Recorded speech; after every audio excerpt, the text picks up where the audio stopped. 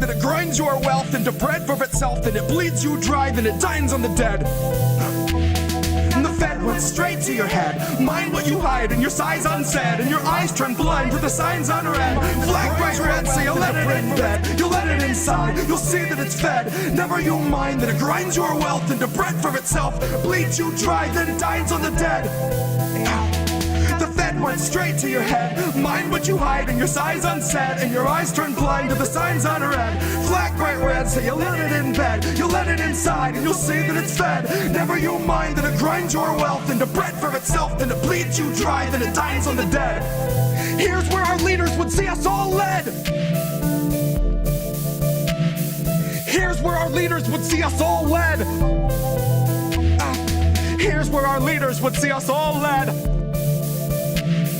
Here's where our leaders would see us all led. The Fed went straight to your head. Mind what you hide, and your sighs unsaid, and your eyes turn blind to the signs unread. Flag bright red, so you let it in bed. You let it inside, you'll see that it's fed. Never you'll mind that it grinds your wealth into bread for itself, then it bleeds you dry, then it dines on the dead. The Fed went straight to your head. Mind what you hide, and your sighs unsaid, and your eyes turn blind to the signs unread. Flag bright red, so you let it in bed. You let it inside, you'll see that it's fed. Never you'll mind that it grinds your mind, that it grinds yourself, then it bleeds you dry, then it dines on the dead. Here's where our leaders would see us all led.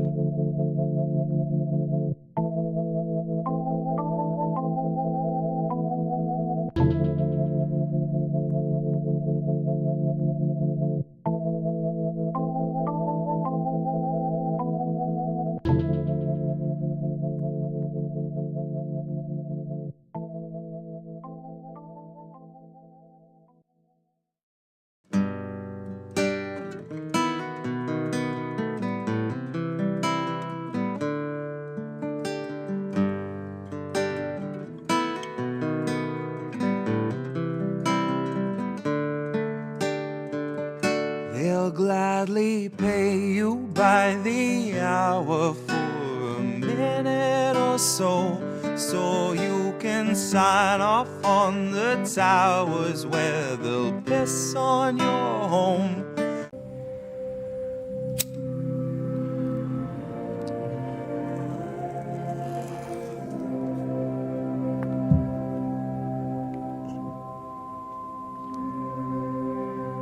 Carved upon a marble altar, somewhere in a lab, are runes that match an amulet upon an onyx slab. Doctor in a white coat, guards in olive drab. Kissinger unconscious, but as Providence would have, when the doctor stands beside him and he holds out the medallion, unconsciously, instinctively, he reaches up and grabs. Deep inside a black site that is right beneath our streets, the sacrifice was made by which they demonized our speech. The roots that fed the tree of life decayed beneath our feet, and its sap was a suspension for a small medallion piece. As the doctor starts to sway a bit, he takes the vial and places it inside of Cheney's heart that it might never cease to beat. And I wish it wasn't so, but no, the final piece to mention is the one that fueled our overlord's unholiest ascension, to afford him zero comment on the char and the distension on the bodies in Lahaina, or that growing sickly stench of every Black Rock vulture gathered for what Biden paid as rent on the medallion shard they gave him on the eve of the convention. He had seen its strength extend the life of all his favorite vermin, and the peace that he inherited had come from Father Thurmond, another artifact he had been gifted by the Germans to see one's will made manifest, one's destiny determined. A note attached read, "All our best, Werner, Fritz, and Herman. May you marinate in Wehrmacht that ferments behind the curtains." Now here we are today, and Biden keeps it on his person. If Biden's what you'd even call a person. The curse is something ancient.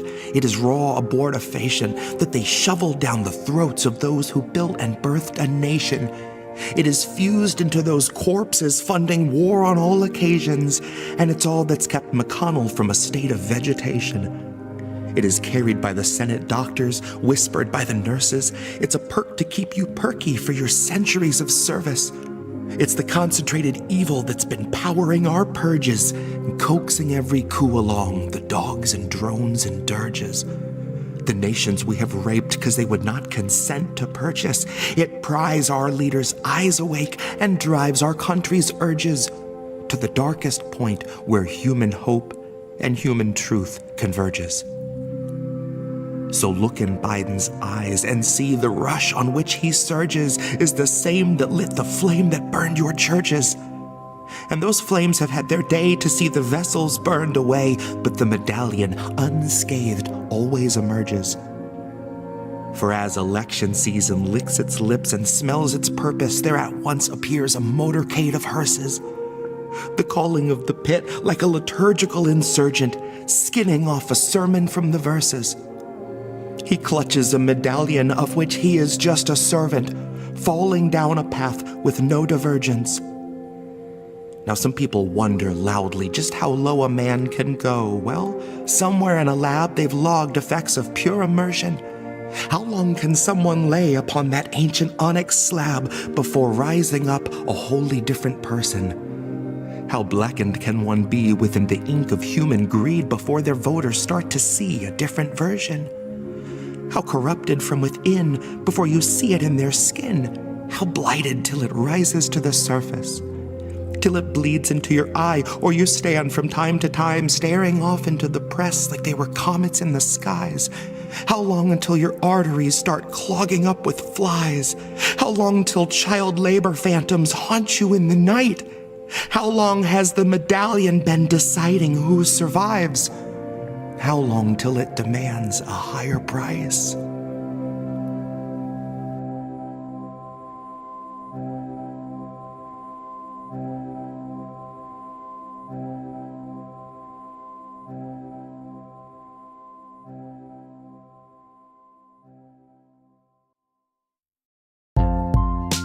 Who are these people? Who are these people? Who are these people? Who are these people? Who are these people? Who are these people? Who are these people?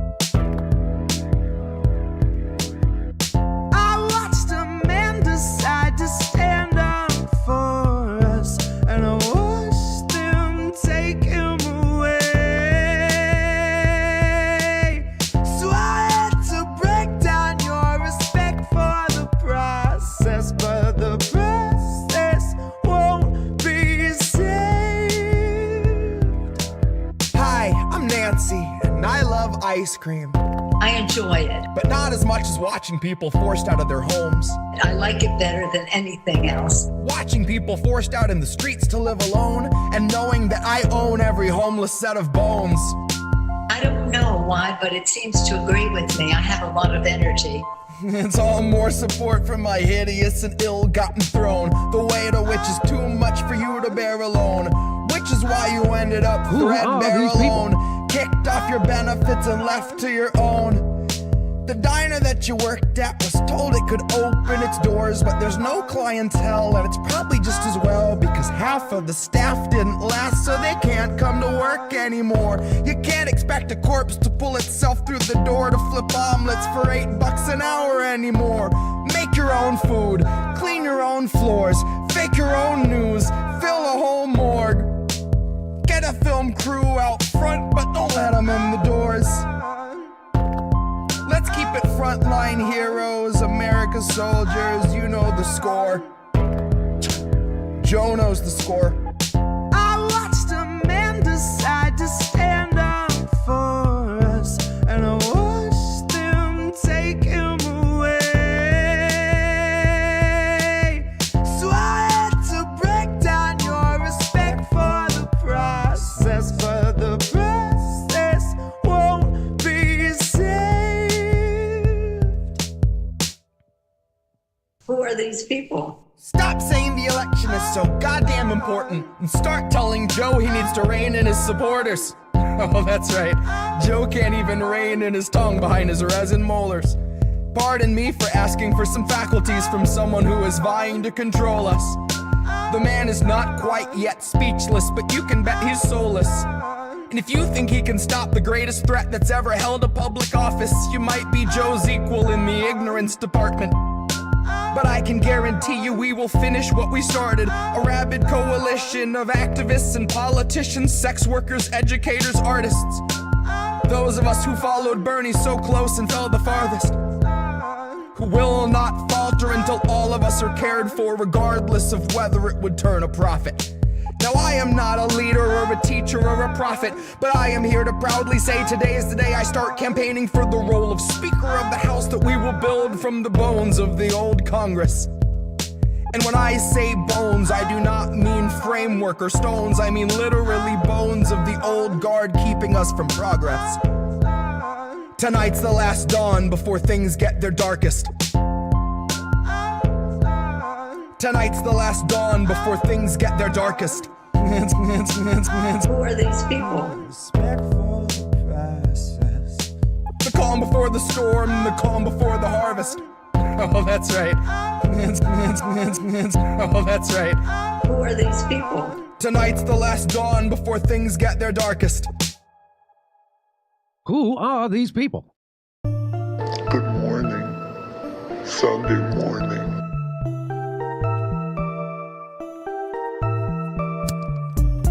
Good morning, Sunday morning.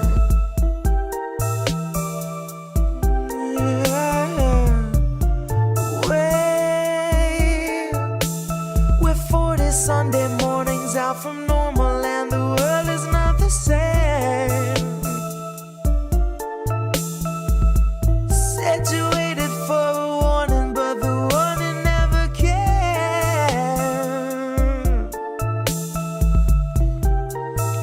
Don't shine a light in my face.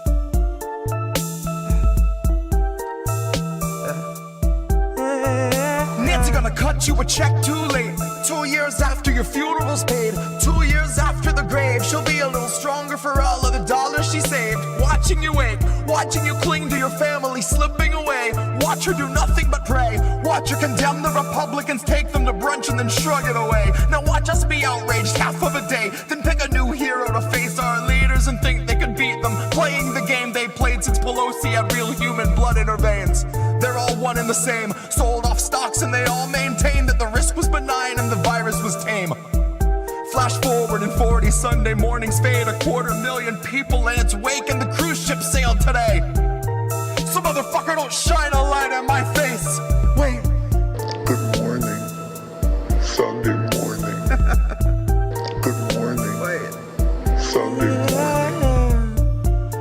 Wait, we're 40 Sunday mornings out from normal, and the world is not the same. Said you waited for a warning, but the warning never came.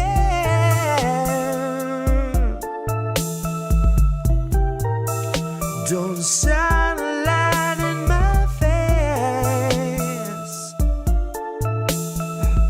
Said you waited for a warning, but the warning never.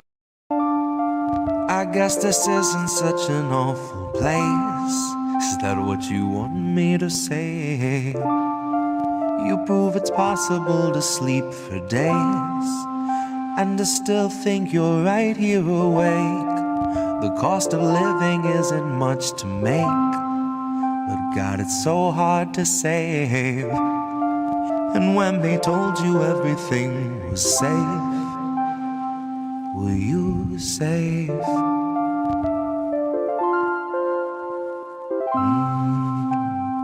Were you safe?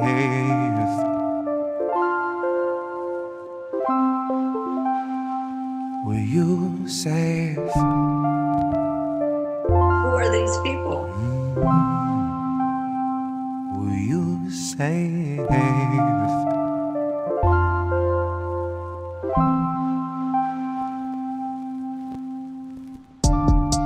I guess this isn't such an awful place. Is that what you want me to say? You prove it's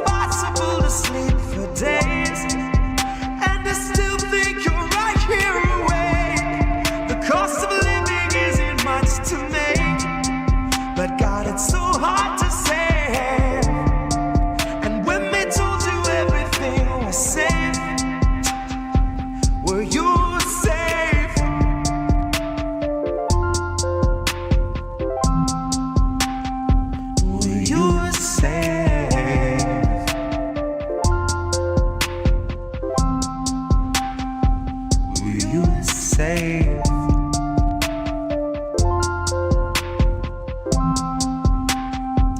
Will you stay? Fresh off the masses, the brand new cancerous growth, who has come here to vie for your vote. Come here to cry at the camps and to mourn at the shore for the bodies that float by the wreck of an immigrant boat.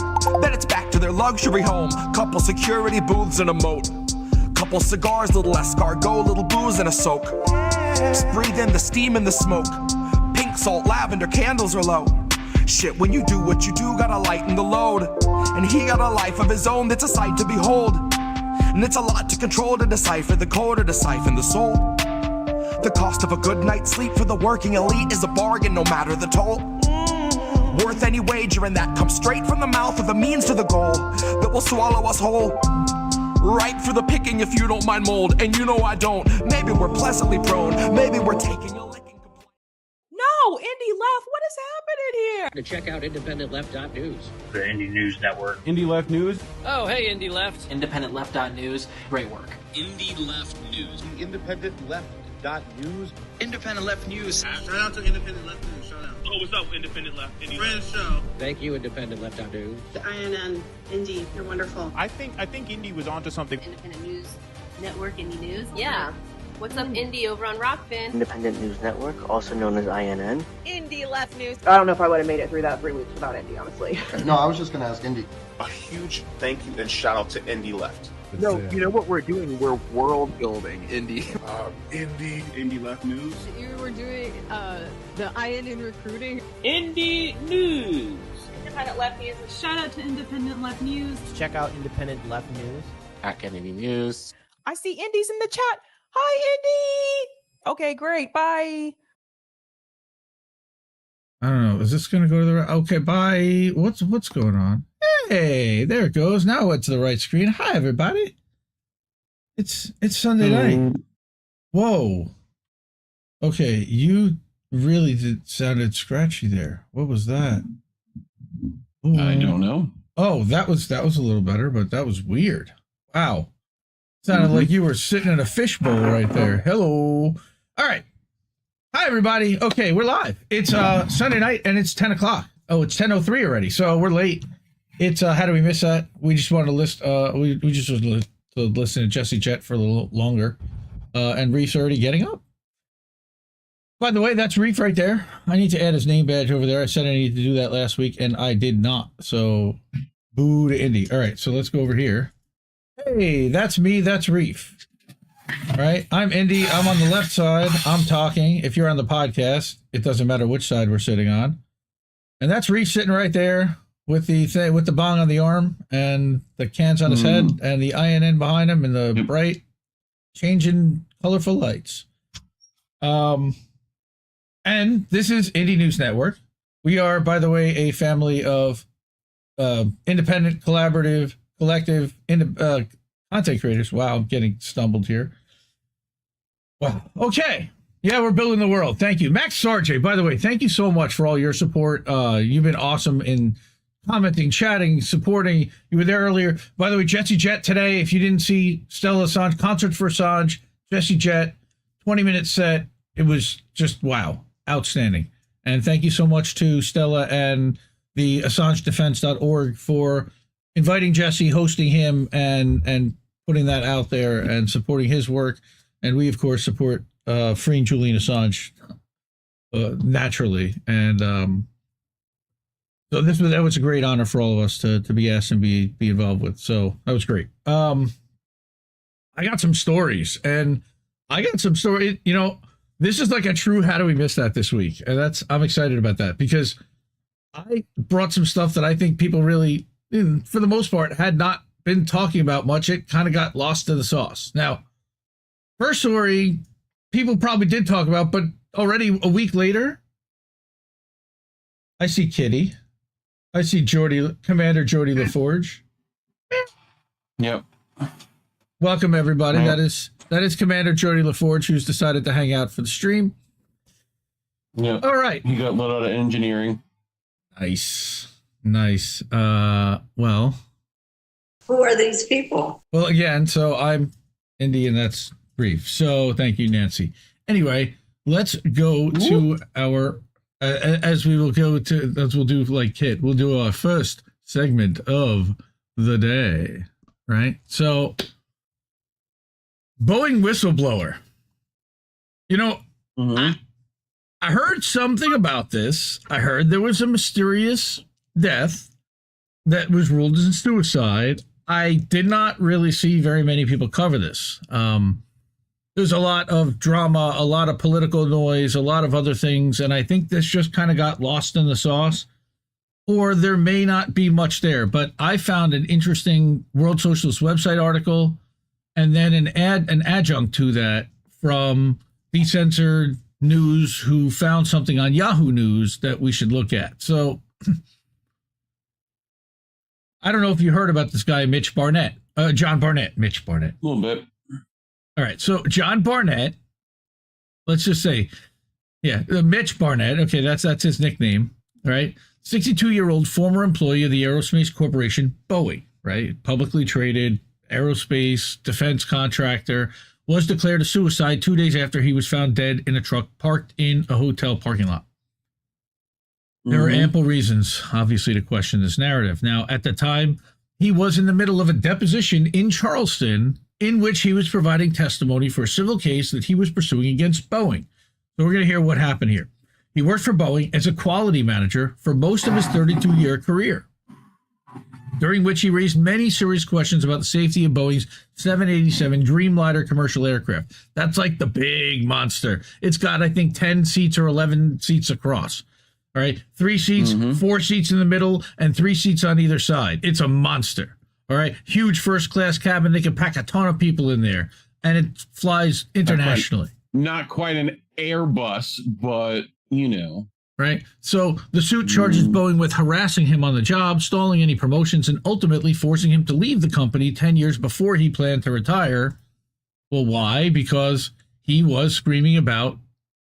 So he was in a Netflix documentary about Boeing last year, but he completed 2 days of his deposition. And according to his lawyers, he was tired but committed to giving his third and final day. And when he didn't arrive in court on March 9th, didn't answer the phone, his lawyers called the hotel where he was staying to check on him, and they found him dead with a gunshot wound to his head. In his car, I believe. Charleston County coroner ruled that the cause of death was a self-inflicted gun wound. Okay.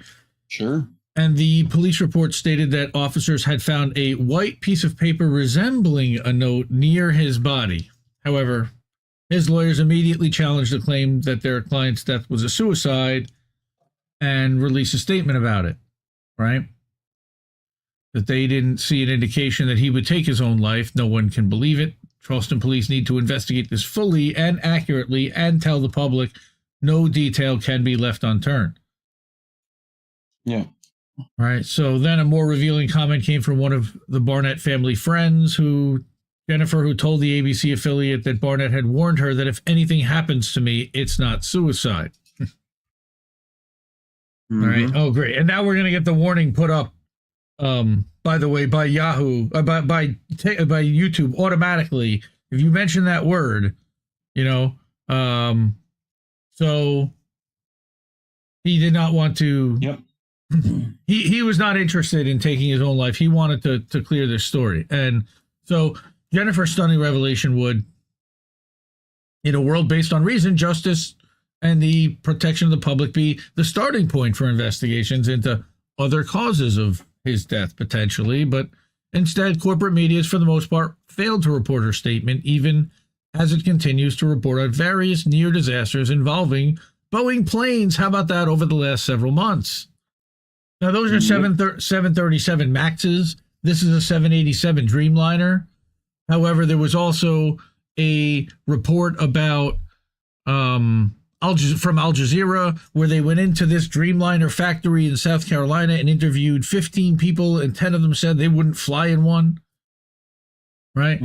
It's worth contrasting his death, and this is interesting, and its aftermath, to that of Russian opposition politician Alexei Navalny, who was found dead in his jail cell in February.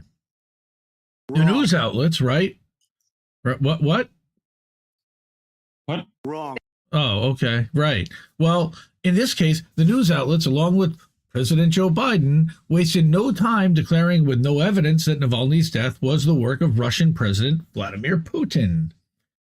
Yet, because Putin's a madman. well, yeah, and he would also say the same thing, and then he pulled a fire alarm. But Fire alarm, yeah. Right. Yet, when there's more evidence, more than enough evidence to suggest foul play in regard to a whistleblower against Boeing, the evidence is ignored. Why? Well, we all know why. Barnett had a history of speaking out against Boeing's dangerous and negligent practices after he left the company in 2017. In a variety of interviews, he described how Boeing compromised quality control in a manner that was catastrophic for passengers on Boeing planes. Yep. Okay. The overriding goal, according to Barnett, was to make the cash register ring. What a surprise. Oz the Boomer, welcome. Good to see you. Oz. It's Oz. Here. I love Oz. Yeah, we all love Oz.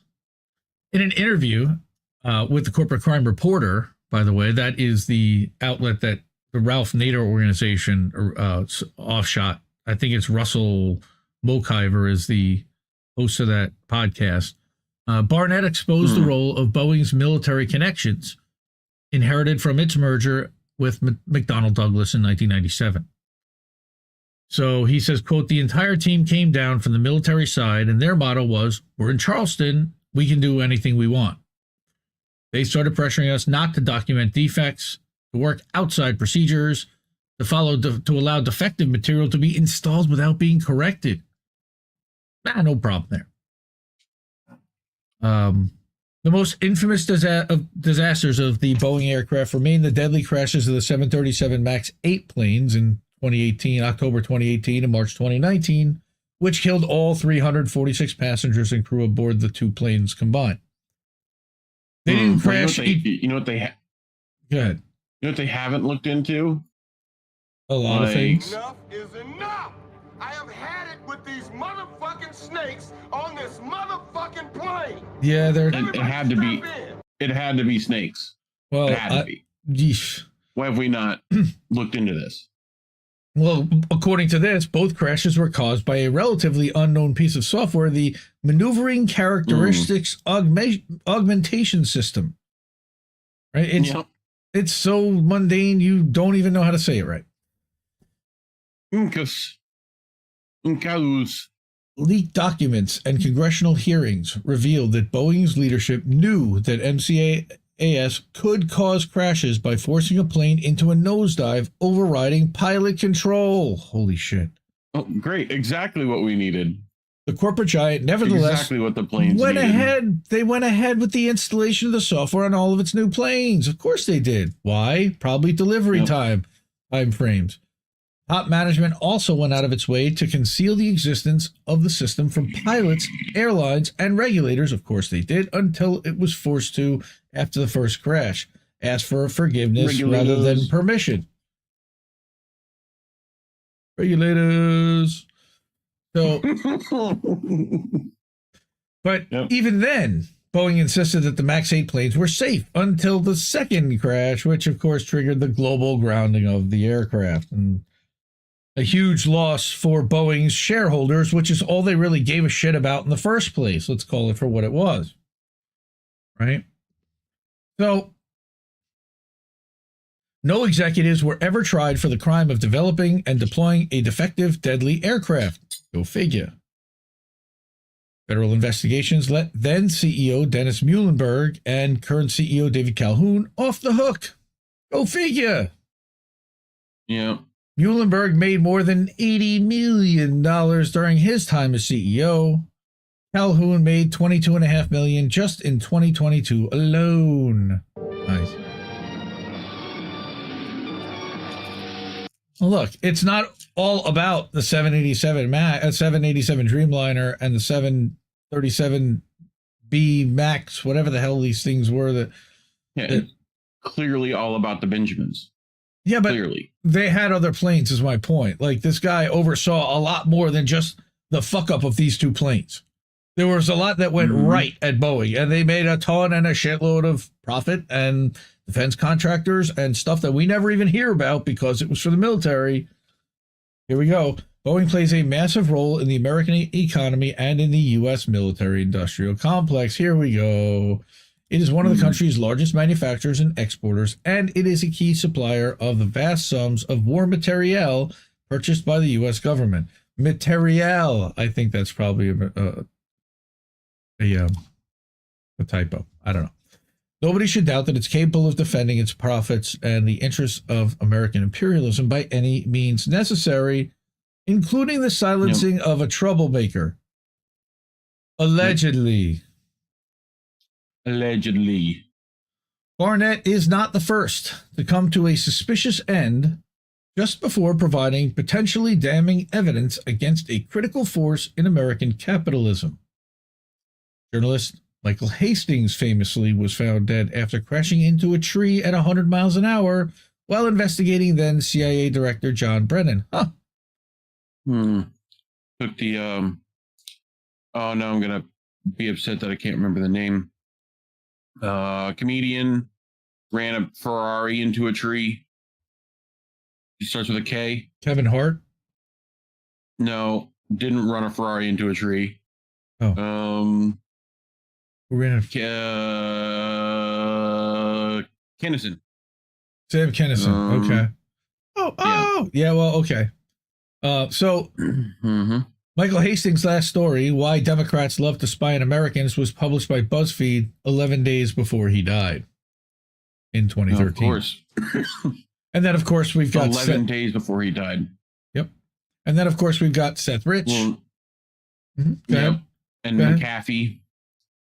I was going to talk about McAfee, too. Oh, John McAfee. Yep. John McAfee's a whole other story. But then you've got Seth Rich, thought to be behind the leak of 20,000 emails from the DNC showing extraordinary corruption in favor of Hillary Clinton's campaign, was shot in apparent mugging in 2016. What they don't say in the right there is who they think Seth Rich gave those articles to, potentially. Thought to be. Yeah. And that would be one, Julian Assange and WikiLeaks. Free Julian Assange right now.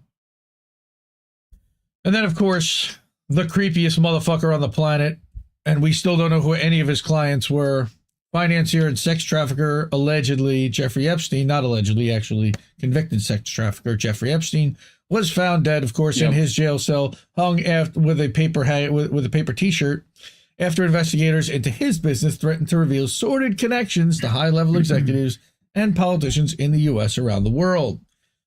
So now we're up to speed on exactly how people just mysteriously end up dead, even within the federal penitentiary system. In every case, a story is worked out by the corporate media that is politically palatable for the bourgeoisie. Car crash, robbery gone wrong, suicide by hanging, suicide by gunshot. There is no serious investigation or follow-up, whether by the police or those purporting to call themselves journalists, because they're corporate stenographers. There can be no doubt that Barnett had more to say that would have further exposed the criminality of Boeing's leadership and of American capitalism as a whole. The commercial and military aircraft giant remains in business only because it is protected at every level by federal regulators, whose penalty for deadly practices amount to less than a wrist slap, and politicians who design laws allowing the production of machines as complex as aircraft with essentially no oversight. Because who the hell's going to oversee it? Who's going to oversee it? Yeah. Who watches the watcher? Well, no, it's not just who watches the watcher. Who has the technical know-how to know whether they're doing it right or not? Other than the people doing it themselves, who are the most expert at it in the world. Usually. Seriously. These forces serve Wall Street bankers and corporate executives who compromise the oligarchy in the U.S. and internationally. Of course they do. For them, the waging of war and extraction of profit towers above questions of safety and the protection of human life. Profit over people is their way. That is their way. We know. I was listening to Charlie Robinson's podcast recently. That is Macroaggressions. That's available on Spotify, over on the Rockfin. He's on Rumble. He's also a member of Union of the Unwanted. I like Charlie a lot. He's fun. And he was talking about George H.W. Bush and what a ruthless motherfucker that guy was. And how he had no problem ordering the downing of an entire commercial aircraft with hundreds of people on board if he knew that one person there could potentially be dangerous to an operation that he was involved with. And, well, he just kind of shrugged that stuff off as cost of doing business. And don't fuck with us or we'll rip your nuts off. Basically, that's him. So, like I said, Decensored News also picked something. And Yahoo News, to their credit, the night before this World Socialist website article was published, Yahoo News last Saturday night published this article from Sean Tully out of Fortune. and Decensored, subscribe to them on Substack and everywhere. Wow. Per his lawyers, whistleblower John Barnett wanted to drive home on the eve of his death after testifying against Boeing, but Boeing's lawyers put him in a position where he had to stay overnight again in Charleston. And then he was found dead in his truck in the hotel parking lot in the morning. So these are the screen caps. They saved us the trouble of reading this very long article, and I'll link to the description, to this in the description, which will link to the Fortune article. The previous day, Barnett had been on a roll as a video camera recorded the event. He was really happy to be telling his side of the stories, excited to be fielding our questions, doing a great job. It was explosive stuff. As I'm sitting here, I'm thinking, this is the best witness I've ever seen. And at one point, his lawyer said that the Boeing lawyer protested that Barnett was reciting the details of incidents from a decade ago with specific dates without looking at documents. And as Turkovitz, his lawyer, recalls the exchange, Barnett fired back, "I know these documents inside out. I've had to live it." Which just made the questioner look ridiculous. So what happened? So that Friday, Barnett's testimony ended around 5. John was really tired, didn't want to testify anymore. He wanted to drive home to Louisiana starting that evening as he'd planned. He told his mom he'd be home on Sunday, that it took him 2 days to drive home. I suggested that we break for a week or two. That's the lawyer. But the Boeing lawyers took the position that no more depositions could be taken until Barnett completed his testimony. And they don't highlight that, but it said that he didn't think that the judge would stand for that. Right. But at the end, that's highlighted. For Barnett, passion for the cause surmounted the fatigue of the 2 days of intense questioning. So he told the lawyers, let's just get it done. I've been waiting 7 years. And now, unfortunately, we will never know. I'm in danger. Unless he recorded something secretly somewhere. And we'll see this. Now, I hope that this won't get us popped somewhere. This is an ABC News report from the local Charleston affiliate, I believe. Let's start this over.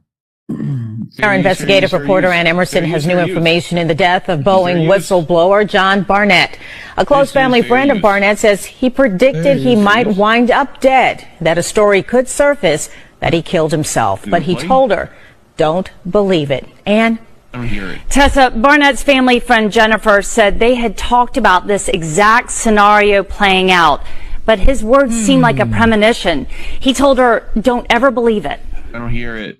First tonight, our investigative reporter Ann Emerson has new information in the death of Boeing whistleblower John Barnett. A close family friend of Barnett says he predicted he might wind up dead, that a story could... Yep. So basically, yeah, it's the same Jennifer friend, and that was from the ABC News, so they picked that up too. Yeah, so that's a lot of fun. Yeah, Desert Mantis, the FAA always has deferred to Boeing. That is a good point. Just checking to see if anybody's over there on the rock bins of the rumbles. Nobody yet. Okay. Rick Solis, how are you, sir? Good to see you, brother. As always. Vicky V.S. Adams, how's everyone? Good to see the whole family. Yes. Teflon Boeing, well, basically, yes. Because we know that effectively nobody's really going to investigate this thoroughly. Maybe the family will have this investigated potentially. I don't know. But it's really fishy. Yep. It's really suspicious. It's exactly the kind of thing that people like us, quote unquote, that are suspicious of what the U.S. government and the government contractors and all of the big corporations are willing to and do on the regular in order to silence people and make sure that things go off the way they want. And don't do it, it's bad. It's very bad. It's real bad. So yeah. All right. We've got our next story here. And before we do, hey, how about that? We've got a couple ways to donate and hook up INN and make sure that this organization keeps running, that we've got the money to pay. Hey, thank you. To pay for Restream, which is our streaming software that everybody uses collectively, and we use Canva in order to make all of our thumbnails and all the artwork and this image that you see right here on screen, actually. And all these people have supported and helped us and help make that happen, and we really greatly appreciate that. You can do that at any one of those places there. Patreon.com/Indie News Network, IndieNewsNetwork.substack.com. Actually, James re-upped for $5 a month, I believe, or $8 a month this week. Thank you so much for that. Rumble.com/C/Indie News Network. You can drop us a Rumble rant, or you can subscribe there, I believe, monthly. And the fastest, easiest, freest way to get us money is cash.app, or the Cash App /$Indie News Network, or $Indie News Network if you use the Cash App on your phone. Well, we got to let everyone know, and especially if they're on the on the YouTubes or on the podcast, and they can't see this. Yes. So we are also trying to raise some cash for our friend Jesse Jett. We want to buy him help get him a new computer and contribute to that. So there's a QR code that you see up on screen most of the time, and you'll see it in a minute when we get to our next story, which is this one. What happened? Okay, let's go here. I don't know. You break it? That's not. Yeah, it broke. All right, now we're good. So Ricky, my friend over at Council State Media, subscribe to them. They're great. Over on the Substack, councilstatemedia.uk is his URL. He, of course, had to get the custom URL again because he wants his stuff to be shown on Twitter when he previews, and without a custom URL, you can't do that. Thank you so much, Elon Musk. Oh, by the way, IndieMediaToday.com is mine. You can go check that out, too. So, I did not really want to have to cover Israel again this week. Too bad. But, of course, the Special Rapporteur from UN now says that Israel, of course, is committing genocide. And her report, of course, is to be presented next week. But stop! You violated the law. Yes, yes, they have, and repeatedly, and we hear more about it daily, and it's heartbreaking and frustrating. And now that I fixed that, let's see if that works. Okay, now I see somebody's eyes. Okay, that's not right. Okay, thank you. How do you break things all the time? How? I don't know. How? I don't know, man. The UN Special Rapporteur on the occupied Palestinian territories, Francesca Albanese, has found that Israel is committing genocide in Gaza. And I don't think that that's a surprise to anybody here in our chat. Right? The ICJ, that's following a 4-month-long investigation. So it literally took them 4 months to figure that out? Huh? Yep. Okay. So her report, of course, is set to be presented to the UN Human Rights Council next week. On Friday, Matthew Ho delivered a speech on, I don't know if it was Ukraine or Palestine, but it was a good one. Well, Yes? with the ICJ stuff, they said that was supposed to have a ruling like a month from when it was happening, and it's been that. So I thought it was like within a year. There's no time frame for that stuff. Well, no, they specifically said like they reconvene in a month, and I've not seen that. You have not seen that? Oh, okay. I have not seen that. Right. Yep. So this is still significant, right? Yeah. Okay. See, I know what you're all thinking. Francesca Albanese is only stating the blatantly obvious. Yes, like we just said, at this point, saying Israel is committing genocide is like saying Dr. Harold Shipman did not uphold his Hippocratic oath. Like, no shit. Yeah. But this is still significant because it makes Israel's genocide official and puts its apologists in a difficult position. And this is why. They either have to concede the reality of the situation or declare that Francesca Albanese is the secret leader of the Qassam brigades, which means she's Hamas. Yep. Surely the people who pretended UNRWA took part in October 7th and a teenage girl they'd murdered had a Hitler wallpaper on her iPad wouldn't go that far, would they? Actually, don't answer that. Let's just focus on the UN investigation. I should be reading this in British English, as Ricky is also British, but I would butcher it and I wouldn't do that justice. So I'm going to do it like me. So Albanese said to Al Jazeera, I've been spending the last 4 months documenting, investigating, providing context, analyzing Israel's conduct of hostilities, Israel's statements by political leaders and military leaders, because they're doing it in open and having a good time with it, and the actions of troops on the ground who are literally TikToking war crimes. I've concluded that Israel is committing genocide, as I've said it before, but I'm articulating why now. That's nice. Tic-tac-toe, a winner. Oh, good. Who are these people? Israel has made life extremely easy for Albanese to collect evidence by incriminating himself with statements from its officials and TikToks from its out-of-control soldiers who are really fond of women's underwear. And that is literally an entire Twitter thread of Israeli soldiers dancing around in women's underwear. It's really creepy.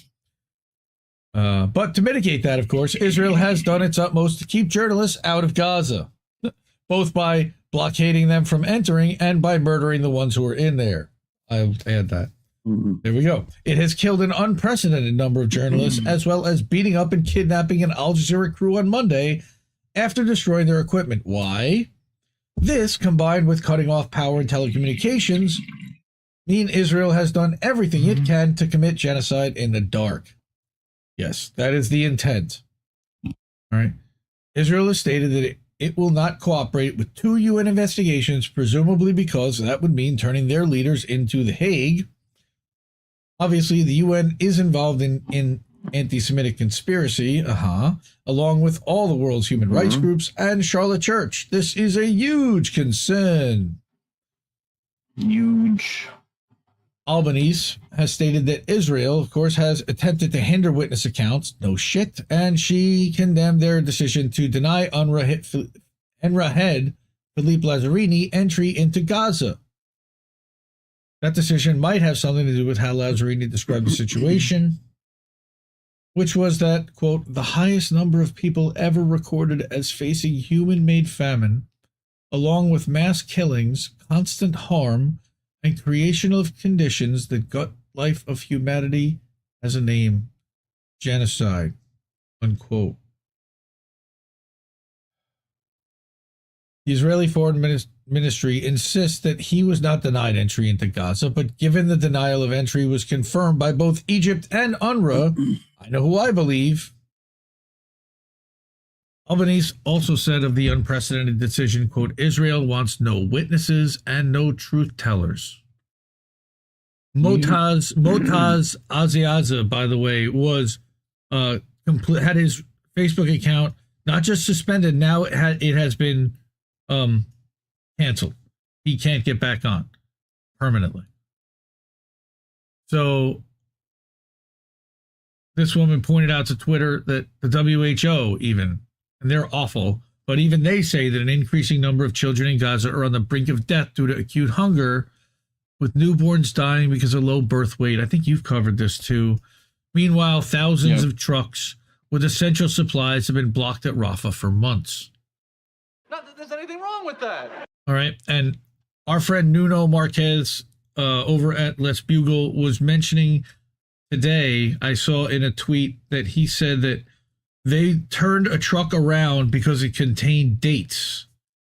Okay. And the dates they didn't want to allow in.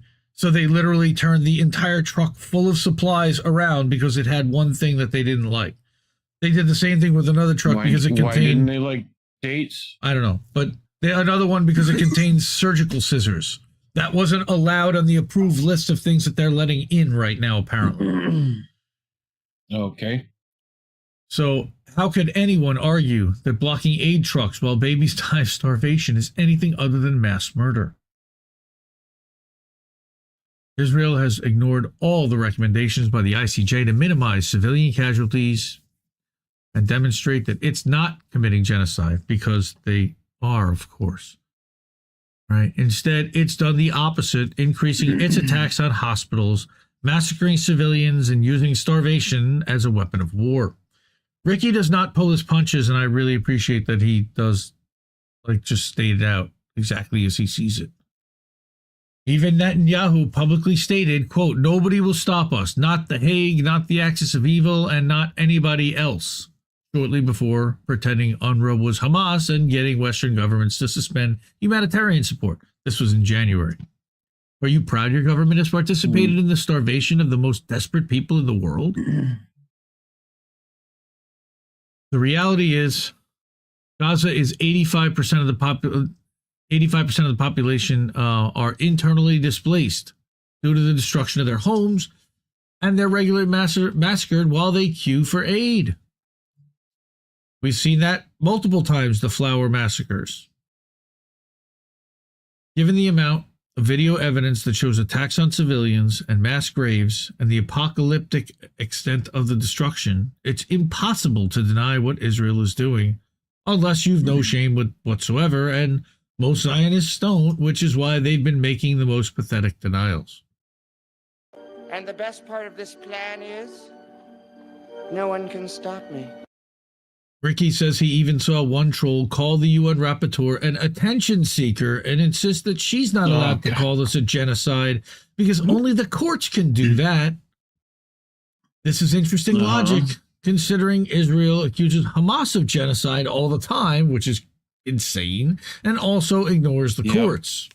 But strangely, Western leaders are struggling to condemn Israel's genocide with the same conviction that they condemned the October 7th attacks, instead saying they would like Israel to let in more aid, as though it's an idealistic goal, something to aspire to. Bruh. Yeah. If Israel started letting slightly more aid through, our leaders would hold this up as evidence that there's no genocide and act like Netanyahu's been exonerated. But they would maintain that Hamas must be eradicated because their forgiveness only works one way, in favor of the occupier. Well, and it's also, I see some people figuring out what me and Colin figured out like months ago, is that they've been co-opting ceasefire. Like, we had a problem with that term the minute they started using it because we knew that would happen. Because ceasefire means that's temporary. There might be a return of fire later.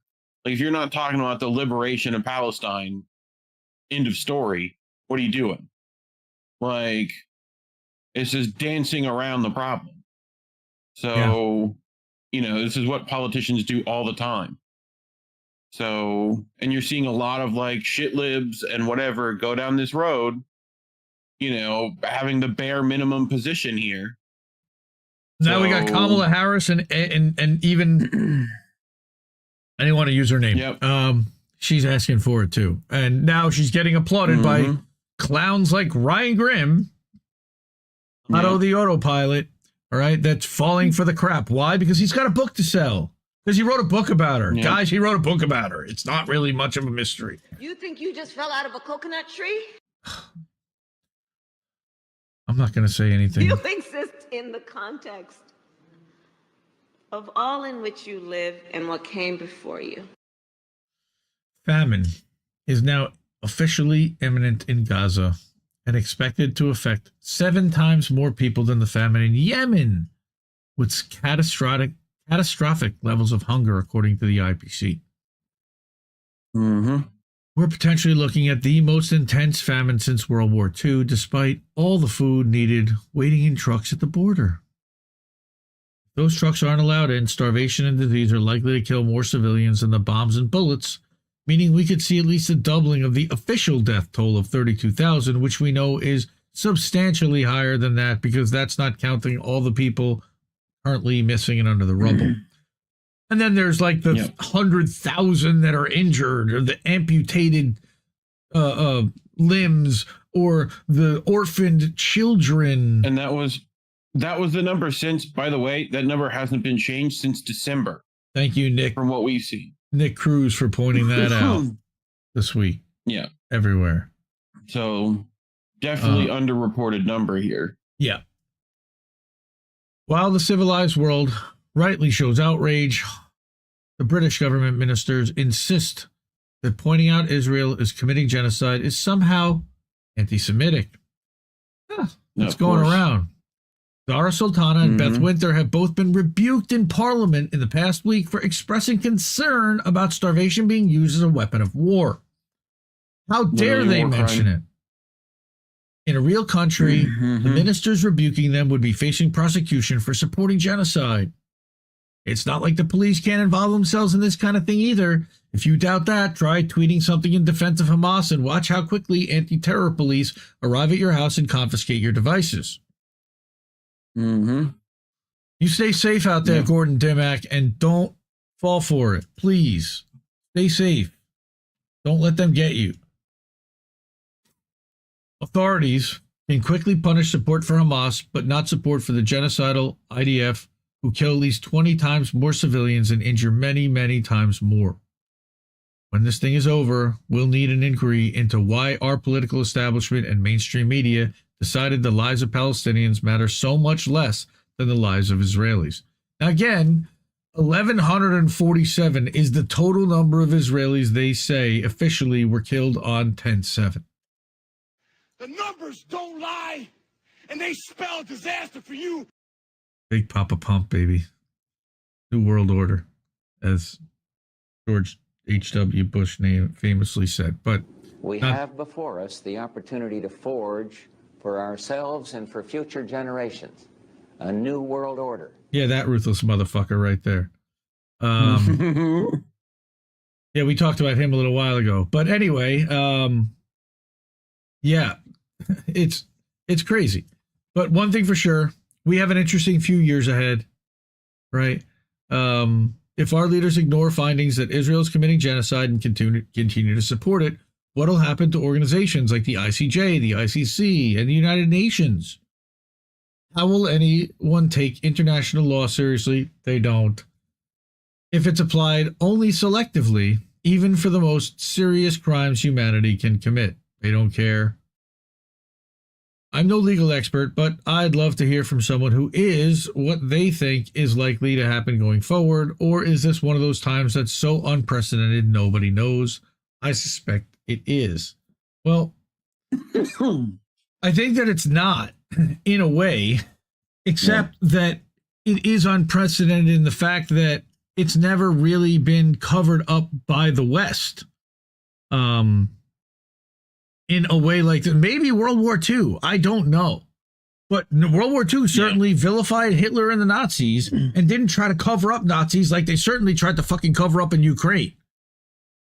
All right. So it is unprecedented in that way. And that's why, look, half the world knows what the hell is going on.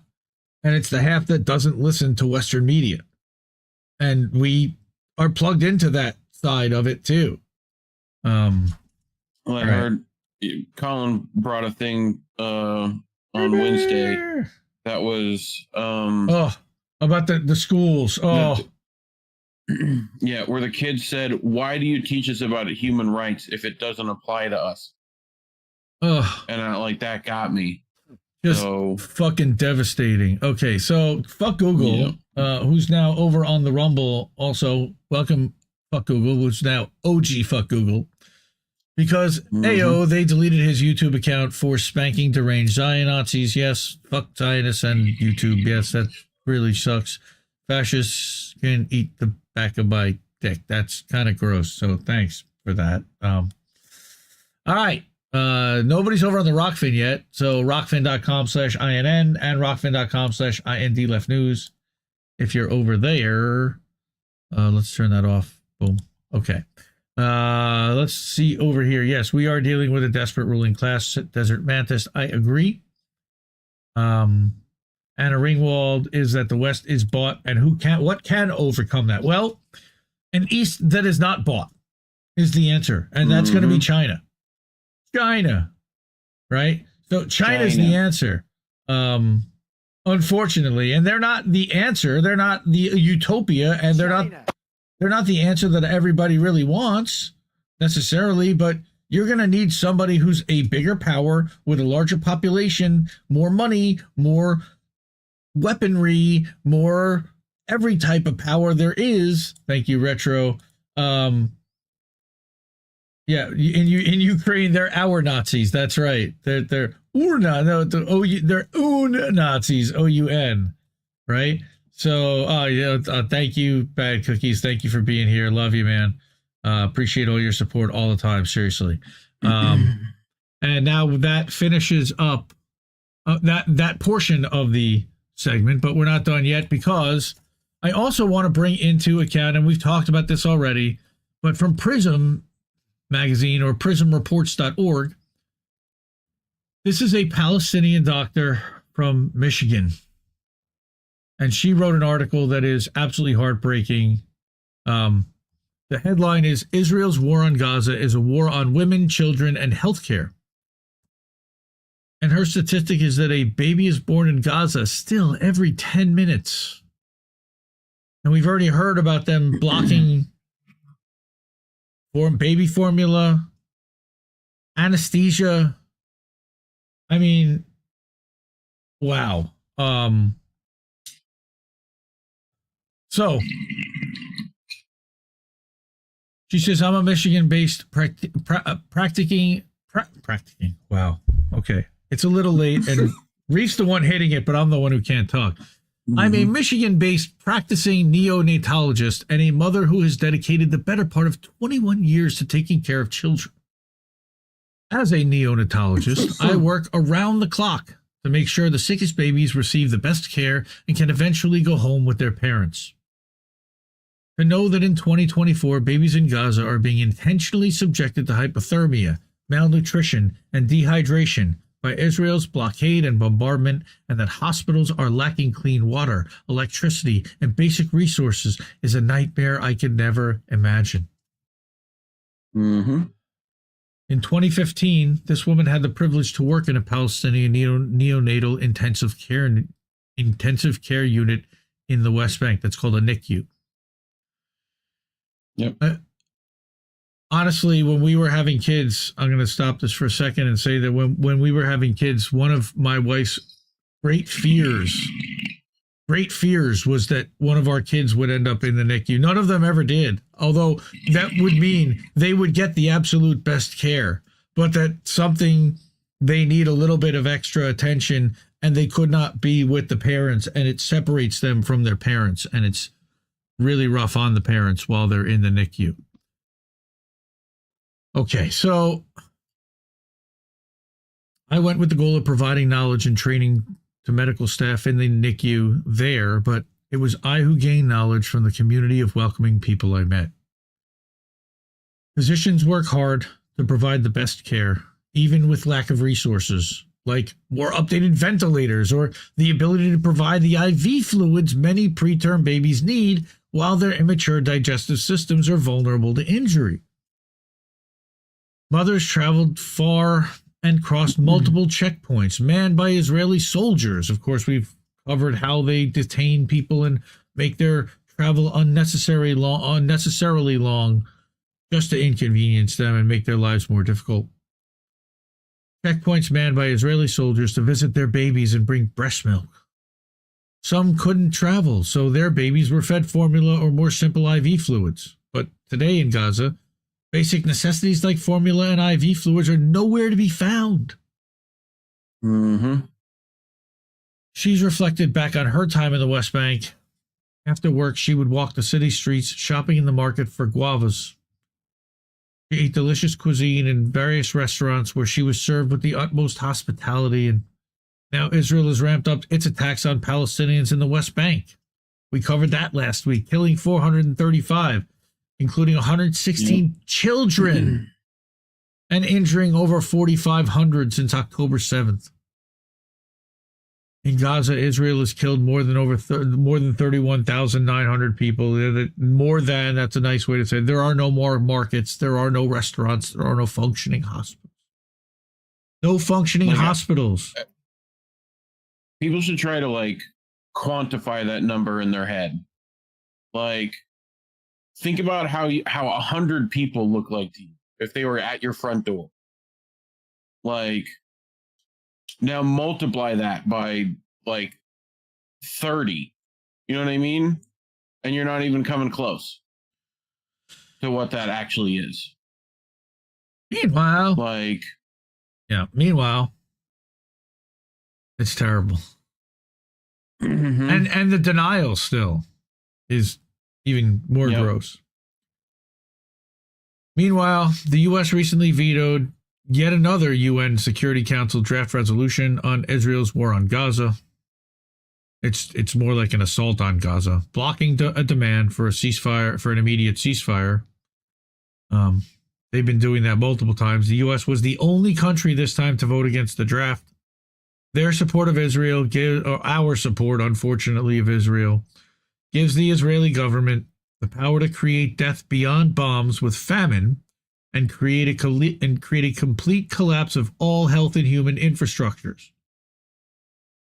The third veto by the U.S. in February, I can't believe I just had to say those words, sends a clear message that our country endorses the collective punishment of innocent lives. It's mostly women and children left in Gaza who are paying the ultimate price. Healthcare providers in the U.S. have an ethical imperative to speak out, and many are.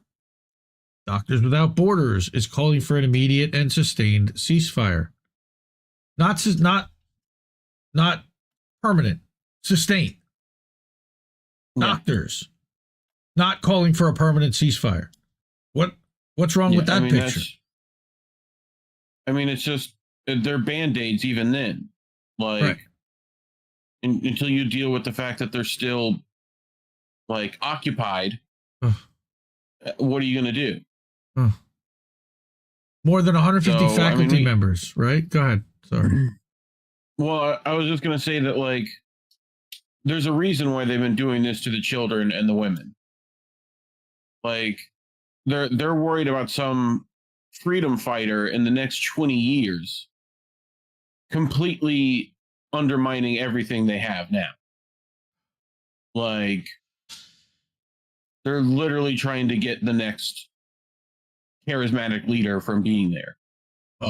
After they've experienced this, even though they're creating on their doorstep, they're potentially creating it while they're doing that, because unless they're going to literally wipe the entire population out, and you never really will, because some of them will get away, like Motaz. Yeah. While now they may kill their whole family, which they have, and that's disgraceful. Yep. It's how these guys go on. I just and how the love they still have in their heart for people in spite of the loss is just remarkable.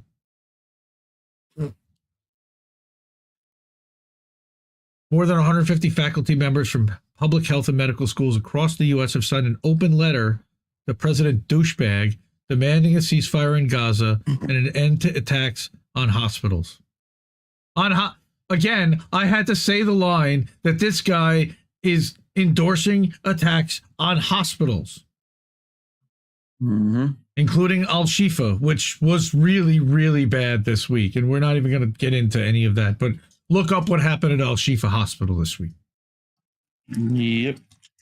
Late last year, the nation's healthcare union called for a ceasefire. Right, as if Biden could read any fucking letters. That's right, bad cookies. Amen, dude. A permanent ceasefire is necessary for the future of Gaza. According to the humanitarian aid organization UNICEF, a baby is born in the Strip every 10 minutes, and as of January, an estimated 20,000 babies have been born to the region. For these newborns to survive, maintaining a normal body temperature is critical, something that right now is almost impossible for babies born in Gaza today. Diapers. I saw a baby. Didn't you remember? I remember seeing the video of the baby in a plastic bag formed into a diaper, and it broke my fucking heart. Yep. I mean, also just babies in bags is there too. Well, yes, but even the ones that are still alive are... Yep.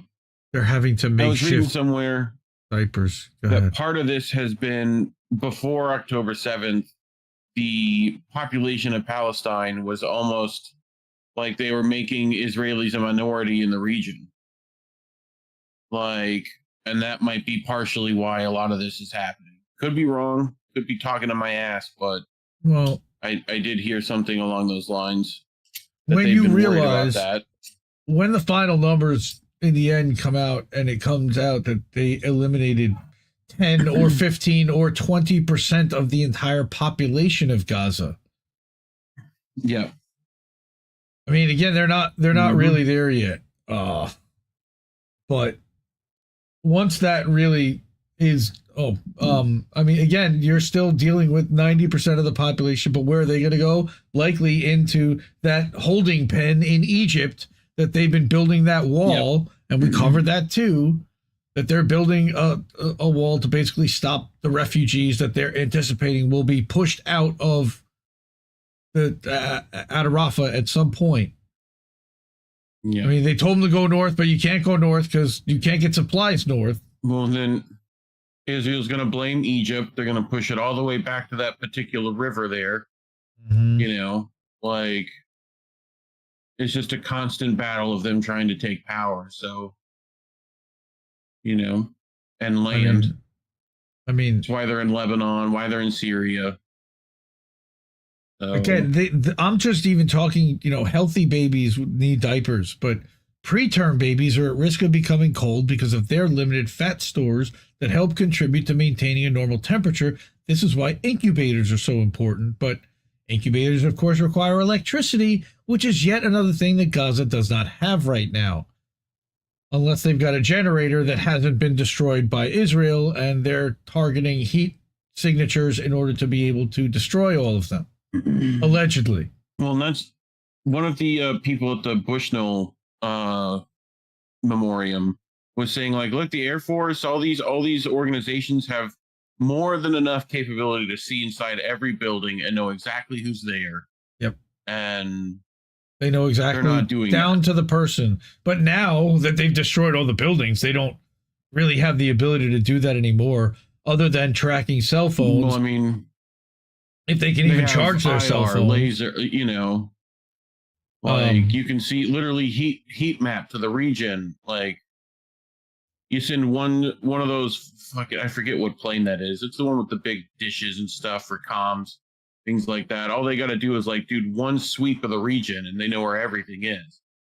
So, like, they're just choosing not to, and carte blanche carpet bombing the whole thing because no one's telling them not to. Yeah. So hypothermia, you know, Hypothermia is a leading factor in neonatal mortality because it puts newborns at serious risk for things like infection and breathing problems. This is especially concerning given that Gaza has been in the midst of its cold season. And oh yeah, that there's rubble and fucking bomb dust flying everywhere in the fucking air. Yeah. Oh, and white phosphorus. Yeah, that too. In November, when premature babies were, that's allegedly, were evacuated from Al-Shifa Hospital. Man, that's loud.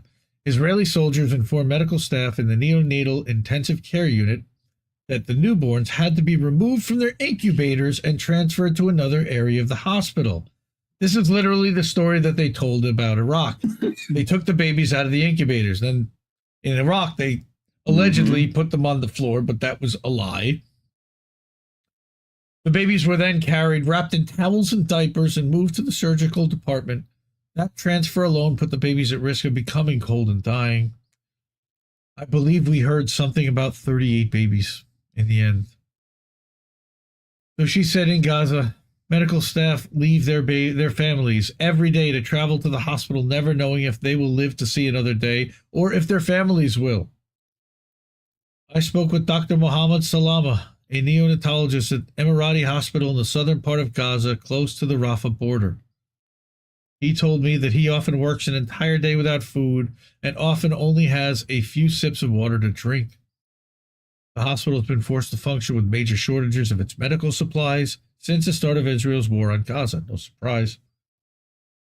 Caring for a large number of sick babies under depleted conditions is not only risky for patients, but physically and emotionally draining for the medical team. And of course, when one of those people goes out, that's someone that takes care of dozens or hundreds of babies. That's now no longer available. Dr. Salama shared stories of medical team members burying their loved ones and then coming to the hospital to work. Could you imagine? Israel's war on Gaza has also been a war on healthcare. Of course it has. Hundreds of healthcare workers have been killed by Israel since the bombardment of Gaza began in October. Hospitals are barely functional, and mothers and their newborns are at the brink of death and starvation due to the lack of humanitarian aid. And Israel stands there and denies their entry, and then stands and denies that their people are standing and denying the entry. What? What do you mean? What? We're building a port. What do you mean? What? I'm coming red-handed. The emotional agony in which medical staff are working will cause generational trauma. I continue to hear the words Salama said to me. Understatement. Yeah, they play over and over in my head. Please, please, please stop this war. We're doctors. We studied medicine to help people. We want peace. Americans have a collective responsibility to take action and call for an immediate and permanent ceasefire. This is the only way Gaza can begin to rebuild its healthcare system and give doctors and patients the dignity and treatment they deserve. Israel has no intent on allowing that to happen, and they have no intent on allowing Gaza or the Palestinian people to rebuild Gaza. They're taking the land, just like Trump said, we're taking the oil. We're going to take the oil. That's what they think they're going to do, at least. I don't know if anybody's going to stop them, but that's their plan. And they're going to build a Ben Gurion Canal, and they're going to level the... I mean, they've already brought the bulldozers in. And I had a report saying that the army, and I think I might even have that, are literally carrying the rubble from the houses that they destroyed to build the buildings along the waterfront for the Kushners. Yep. All right. She says that she will never forget the lives of her fellow physicians, nor the infants they tried to save. I hope that one day we can all commit to caring for the innocent children of this world and never allow this to happen again to anyone, not just to the Israelis, not just to anyone. Dr. Fozia Saleem-Rasheed, thank you. And I'm so sorry. Fozia. Sorry to butcher your name. I apologize, but that was incredible. And again, I really appreciate you writing that piece. We need more of that. And yes, the medical professionals, as Desert Mantis says, are heroic. Yes, Dimitri Latskaris, who works, by the way, with our friends sometimes over at the Canada Files, he was in, somehow he got into Rafah, and he was showing some footage, yes. The rave site. outside Gaza. Yes, it gives a perspective of the landscape. Or did he go to Egypt and he went right to the gate? Yeah. Oh, he was there. No, he was in Palestine. He made a series of excellent vlogs. Definitely go check out Dimitri Lascaris. Man, I do have one more. Oh my God, this is this one got me, and I had to bring it. It's really fucking heartbreaking, and I'm sorry, but this is a story I don't think many have heard. This is about a 13-year-old boy who was shot dead by the IDF while playing outside. Mistake. And his family is denying the right to return his body. So let's listen to this report. Saying, why isn't Israel returning a 13-year-old's body after killing him while he was playing? Well, this is a fairly common tactic that Israel uses to pressure the families of victims in incidents like this. They say, the family says that the police, the military are telling them they're not happy about the large number of people mourning at the family home since his death. They don't want him to be buried in the family cemetery in Jerusalem. They want him buried in the refugee camp, and they don't want a large funeral. They want to... Oh, okay.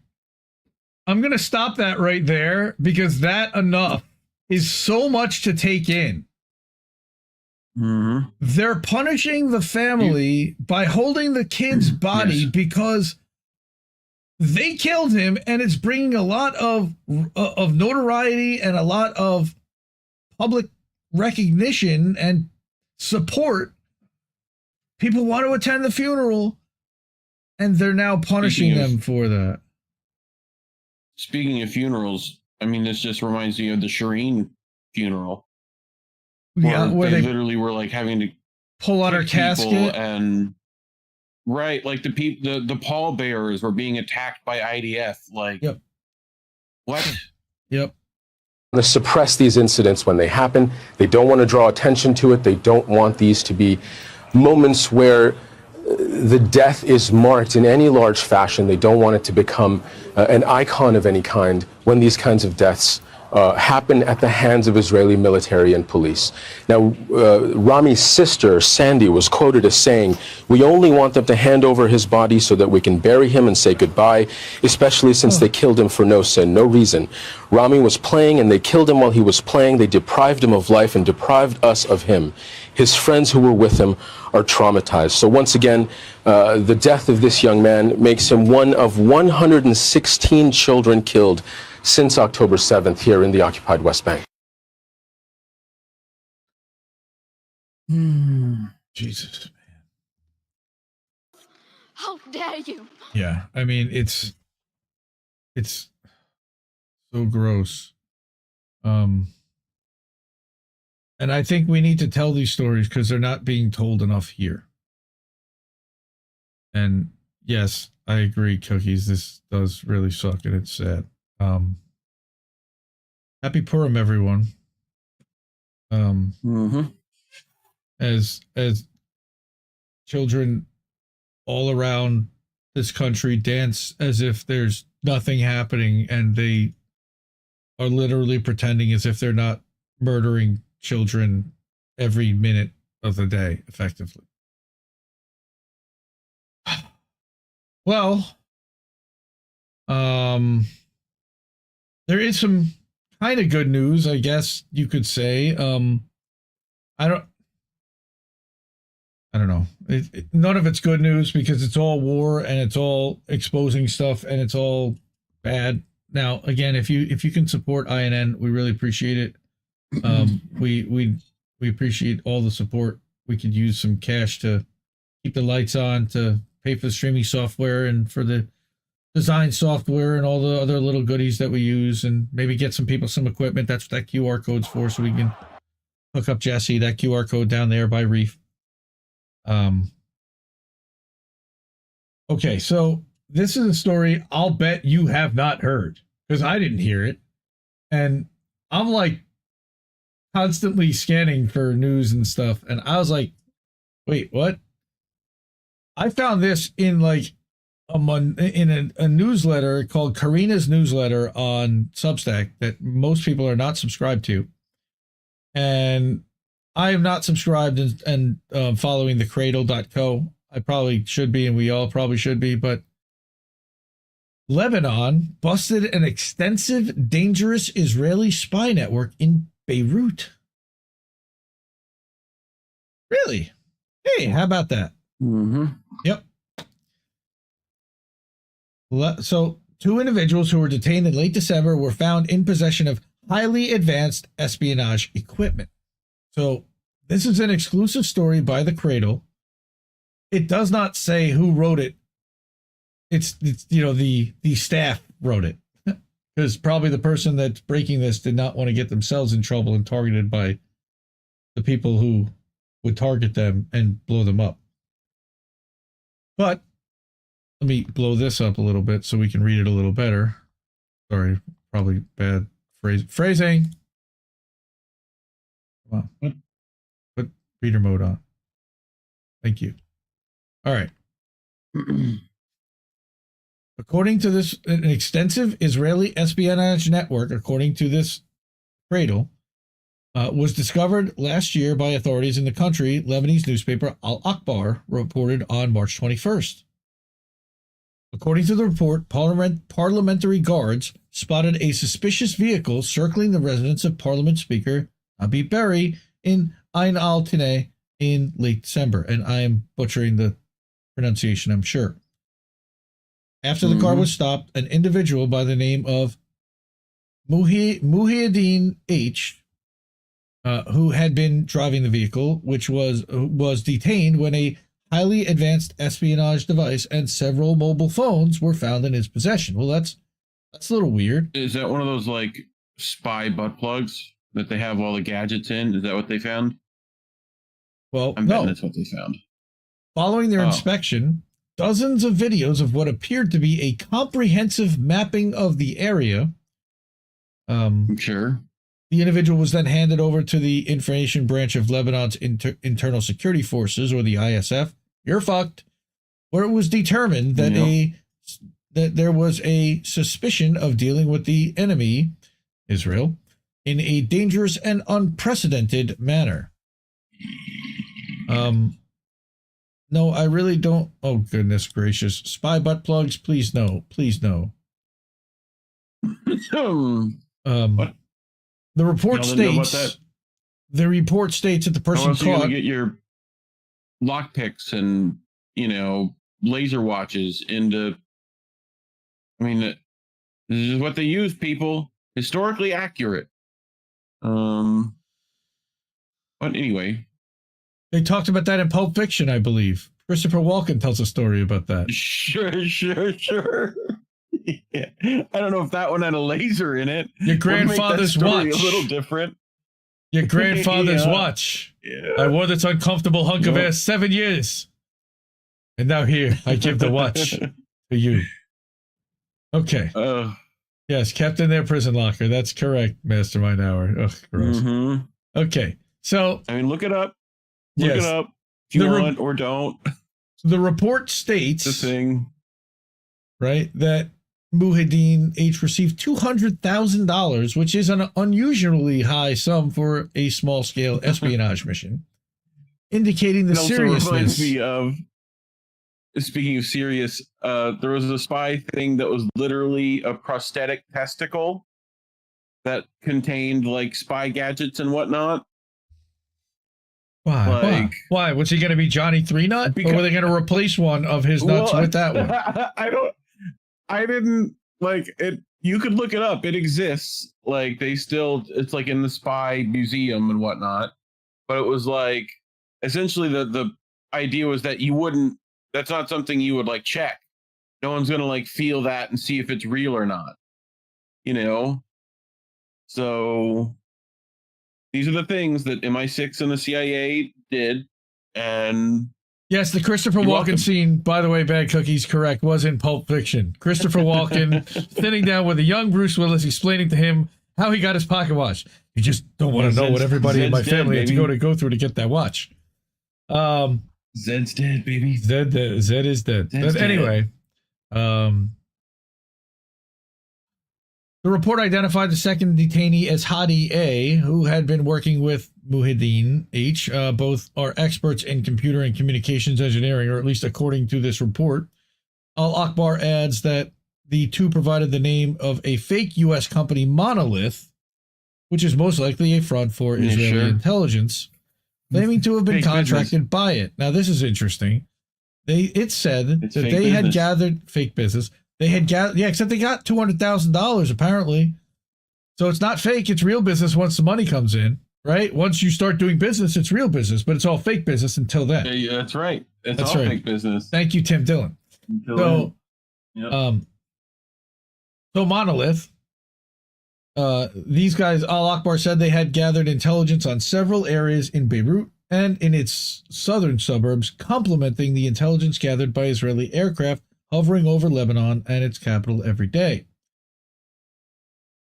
They were tasked with precise mapping of numerous areas, which Al-Akbar says was provided to the enemy, Israel. This mapping detailed streets, buildings, shop names, parked and moving cars, license plate numbers, and passers-by's faces, including 56,000 high-resolution photos found on Muhyiddin H's phone. What do you have 56,000 photos of faces? Okay. The two detainees... 56,000 photos? Well... Okay. He must have children like I do. Because I have about... I don't even think you have that much, bro. I have about 56,000. Well, my kids will snap off 6 at a shot real quick. But... Yeah. You crazy Dutch bastard. Yes. The two detainees used highly advanced technological equipment, a system for scanning radio frequencies related to internet service providers, and the location of access points in homes, institutions, and public places. Where are they getting all this stuff from? Where? I gotta only wonder, where are they getting it from? Oh no, what do we do? As a result, the two detainees obtained the names and passwords of each Wi-Fi device in the area served, allowing them to determine the precise geographical location of connected users. That could be helpful. It was revealed in the report that one of the suspects mapped the street facing the apartment of Saleh al-Arouri, who is the top Hamas official who was assassinated by an Israeli drone strike in Beirut's southern suburbs on January 2nd, 2 weeks before the targeted killing. Ladies and gentlemen, we got him. In front of the investigating judge, the detainees denied prior knowledge that the company that contacted them could be linked to Israeli intelligence. Of course, plausible deniability. Despite this, one of the detainees admitted that he was suspicious of the job he was given, which he said could only benefit a foreign intelligence agency. But 200,000 is 200,000. Gamer, you absolutely should. Maybe we'll do a movie night one night. We'll watch Pulp Fiction. Maybe. Sure. Okay. Judge Fadi Sawan interrogated them and issued 2 preliminary arrest warrants after Judge Fadi Akiki's, don't do it, accusation of committing crimes of espionage for the benefit of a foreign country and obtaining information that must remain secret to ensure the integrity of the state, as well as harming the national security of the homeland. The penalty of which, of course, is a life sentence. They're fucked. According to Al-Akbar, no online traces were found of Monolith, and there was no information about its alleged CEO, John Tyler. Didn't we have a former president, Tyler, way back in the 1800s? I seem to recall. Possibly. Following initial investigations, the detainees said the company was developing digital mapping for virtual tourism. Because everybody just wants to visit downtown Beirut from the west. Yeah. The directors of we're Monolith... not collecting highly accurate LiDAR data for nothing. Nah. The directors of Monolith proposed projects to Muhyiddin for his company Acorn to update maps in Sri Lanka, Laos, Turkey, Egypt, Guinea, and Lebanon, he admitting that his company was near bankruptcy and needed the money. So they found some poor schlep that had some skills, made sure that he was desperate and broke, offered him a pile of money, and exploited the fuck out of him, and then rolled over on him. He claimed he didn't know how the information would be used, which he may or may not have, but how dumb can you be? The digital mapping and scanning project he was tasked with in Lebanon was between 21 and 23, was also revealed to have been carried out without a license. As if, they didn't have a license? As if they would have issued a well, do I have permission and license to map the entire fucking city for some rando unknown fucking person that's paying me money to? What do you think? Yep. Would they give him a permit? Yep, totally.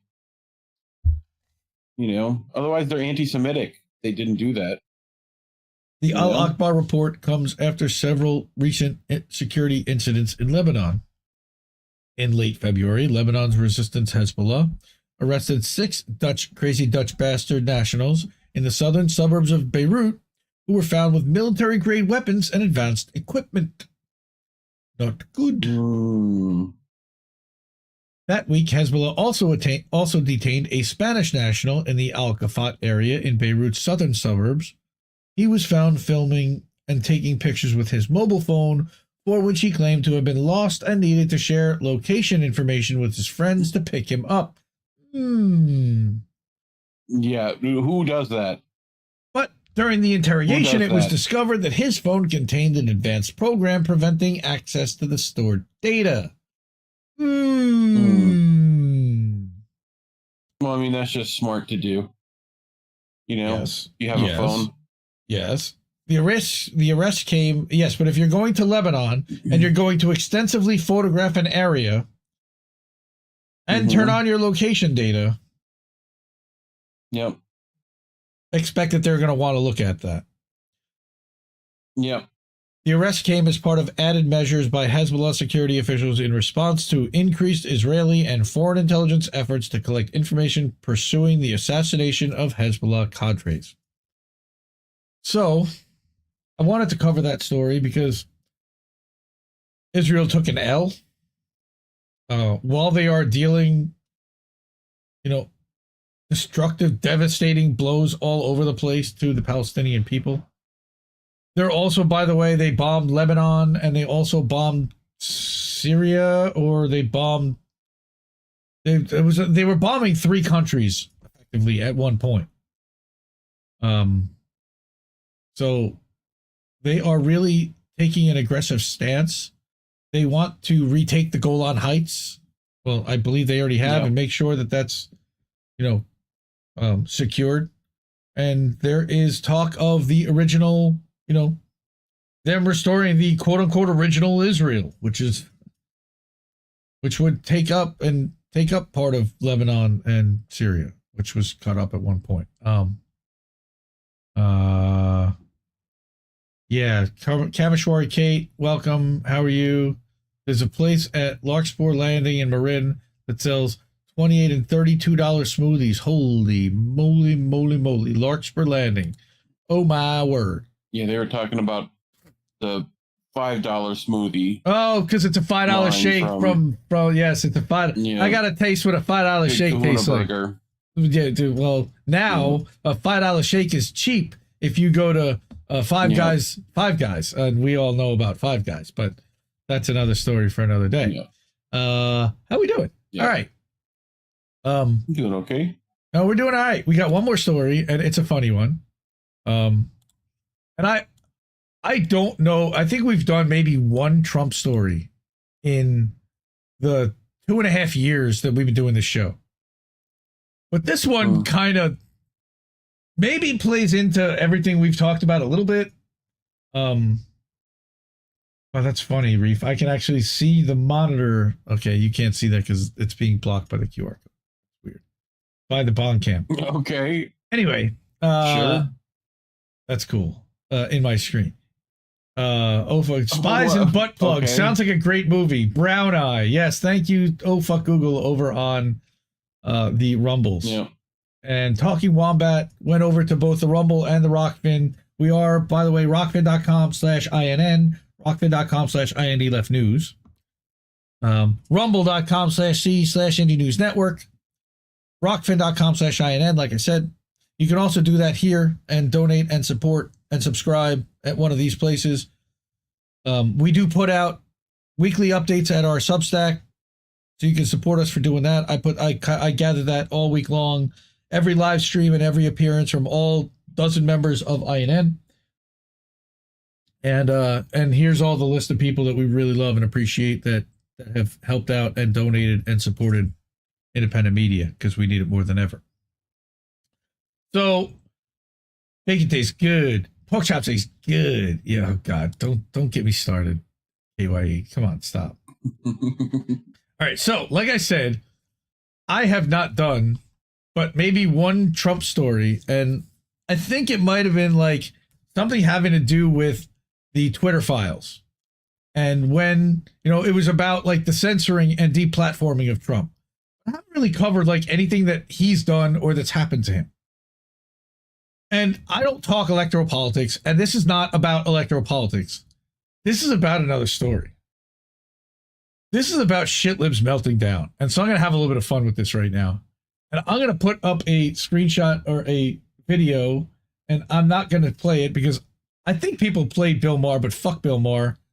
But more importantly, Johnny MAGA, who I would never normally quote because we're in a fucking bizarro world right now. Bill Maher and panel were left baffled last night after Truth Social went public. This guy is the luckiest in the world. He always lucks out on everything. Now we're probably not going to see any of the trials.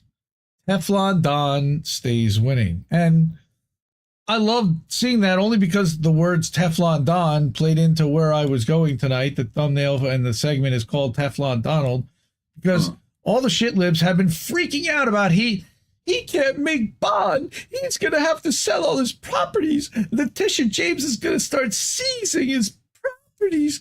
Oh my God, it's going to be humiliating.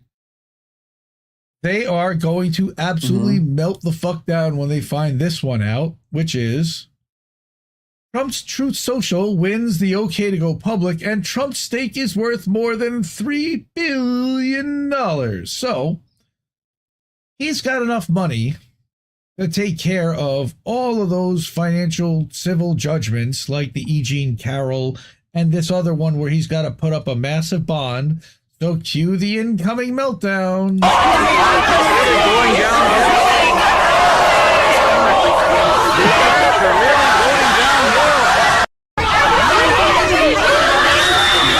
It looped. Okay, that's one of my favorites right there. And of course, this one's legendary. They're all just legendary meltdowns. So what's going on here? What's going on here, people? Who are these people? Well, fake news. Well, no, this is not fake news because this is real news. Trump's Truth Social is going public, according to Wired magazine. All right. So what's going on? The right-wing social. Now remember, this is Wired magazine, so it's a little shit-libby and it's mainstream corporate. But I kind of like Wired because they at least take it from a tech perspective. So, former President Donald Trump's Truth Social. So this is talking about platforms and censorship. And by the way, did you know that Truth Social is a Mastodon instance? It's open source. Yes. We scream about everybody who should be using open source stuff. That's what these guys are using. So Truth Social, a shameless Twitter clone, as is Mastodon, is set to become a publicly traded company as soon as next week. Shareholders of Digital World Acquisition Corp, keep that name in mind, voted on Friday to merge with Trump Media and Technology Group, which is the company behind Truth Social. The vote is a culmination of a years-long saga attempted to merge Trump Media with a publicly traded company in what's known as an SPAC deal. The company will trade under the ticker DJT once it goes public. And you know this egomaniac motherfucker, all he's ever wanted was to see Donald J. Trump trade his own name on the fucking stock exchange. And now he gonna get to do it. The shit libs are gonna lose their minds. Oh my God. Right? On Rumble, more than 2,000 people watched a man dressed in a Jack Sparrow costume narrate the shareholder meeting in a live stream. After the vote passed, the chat erupted. "Thank you, Jesus," read one comment from an account called Can-Am Patriot. Help me, Jewish God! Help me, Allah! Yeah. Read one comment from an account called Can-Am Patriot 17. The vote could grant Trump a substantial windfall of almost $3.5 billion in shares of the company, of which he owns about 60%. Digital World Acquisition's stock price jumped about 4% following news of the vote. It sits at about $41 a share. By the way, 2 years ago, when they first talked about this stuff, Digital World Acquisition Corp was twice as valuable. We'll look into the financial stuff at another time. This is possible. This possible fortune couldn't come at a better time for the former president. As we know, Trump is struggling to put up cash to cover the $454 million judgment against him that the state of New York claims is part of a civil fraud case. Of course, we know that Trump also owes $83 million to E. Jean Carroll, a result of a January judgment in a defamation lawsuit regarding a previous jury's findings that Trump sexually abused her in a Bergdorf Goodman, blah, blah, blah, blah, blah. All of his stakes are now worth $4 billion. Well, now apparently E. Jean Carroll, $1 billion of them. Except E. Jean Carroll still is threatening to sue him multiple times because she claims he's continuing to defame her, and while he continues to do that, she will continue to sue him for defamation. I never met her. I never did this. He denies all of it. As part of his agreement with the company, he must wait around 6 months before selling any shares, right? But he claimed on Truth Social that he now has nearly $500 million already in cash because his supporters line up to throw money at him. Truth Social looks nearly identical to Twitter. Okay, this is where Wired gets a little shit libby with some key distinctions. Instead of tweeting, a user's post a truth. A retweet is called a retruth, unlike many right-wing Twitter clones. And this is the one that I know really made the people at Wired fucking hurt. The site functions well and has remained mostly online and appears to actually have somewhat of an active user base. But since launching in February 2022, after Trump was kicked off mainstream platforms for inciting violence during the January 6th riot at the Capitol, even though he never did, Ray Epps might have, others might have, but I don't remember Trump ever doing that to the letter, and they have been trying to indict him and get him in trouble for that. They can't seem to get him nailed on it. But ever since then, the company's been mired in controversy because the corporate media won't leave him alone. The site is exactly what one might expect from a Trump-inspired social network. Groups dedicated to QAnon, election deniers, and other conspiracies are easy to find. Again, like I said, this is Wired, so it's shit libby. And in October 22, Will Wilkerson, one of Trump Media's senior employees, filed a whistleblower complaint with the Securities and Exchange Commission, claiming that the company had made fraudulent representations in violation of SEC laws, of federal securities laws. Go figure. Trump made fraudulent representations? Never. Wilkerson, of course, was then fired shortly after filing the complaint because whistleblowers don't ever keep their jobs. The SEC eventually approved the merger proposal in February, right? So his media co-founders, Andy Litinsky and Wes Moss, sued Trump Media in February, claiming that the company devised a scheme to dilute their shares. Okay, that, by the way, is exactly what happened to Eduardo Saverin in the Facebook deal. I don't know if you remember the movie The Social Network, all right? But when the Justin Timberlake character for not Peter Thiel, the one that Justin Timberlake plays, the Sean Parker, gets involved, and he gets Peter Thiel involved, what they end up doing is diluting out Eduardo's shares, which he signed off on because his lawyer didn't really look at some kind of fine print. That's basically what they just did to these two. Two men who are both former apprentice contestants, so they're idiots, and shareholders in the company, said the company needed to abide by a 2021 agreement that granted them the ability to appoint directors to the company's board and other financial incentives. Now, the company, of course, has become a meme stock where its performance seems tied more to Trump's political prospects than the actual financial performance of the company. The price of the stock could change dramatically before he has a chance to cash out, or after he cashes out. It may flop completely if he cashes out and then goes back to Twitter, for example. Yep. It's a little pump and dump. Weird. Dave Burt is saying that, yeah, a little pump and dump is right. Now, the only other thing that I want to say about this, and I got this one from Indie Media Award honoree Common Dreams.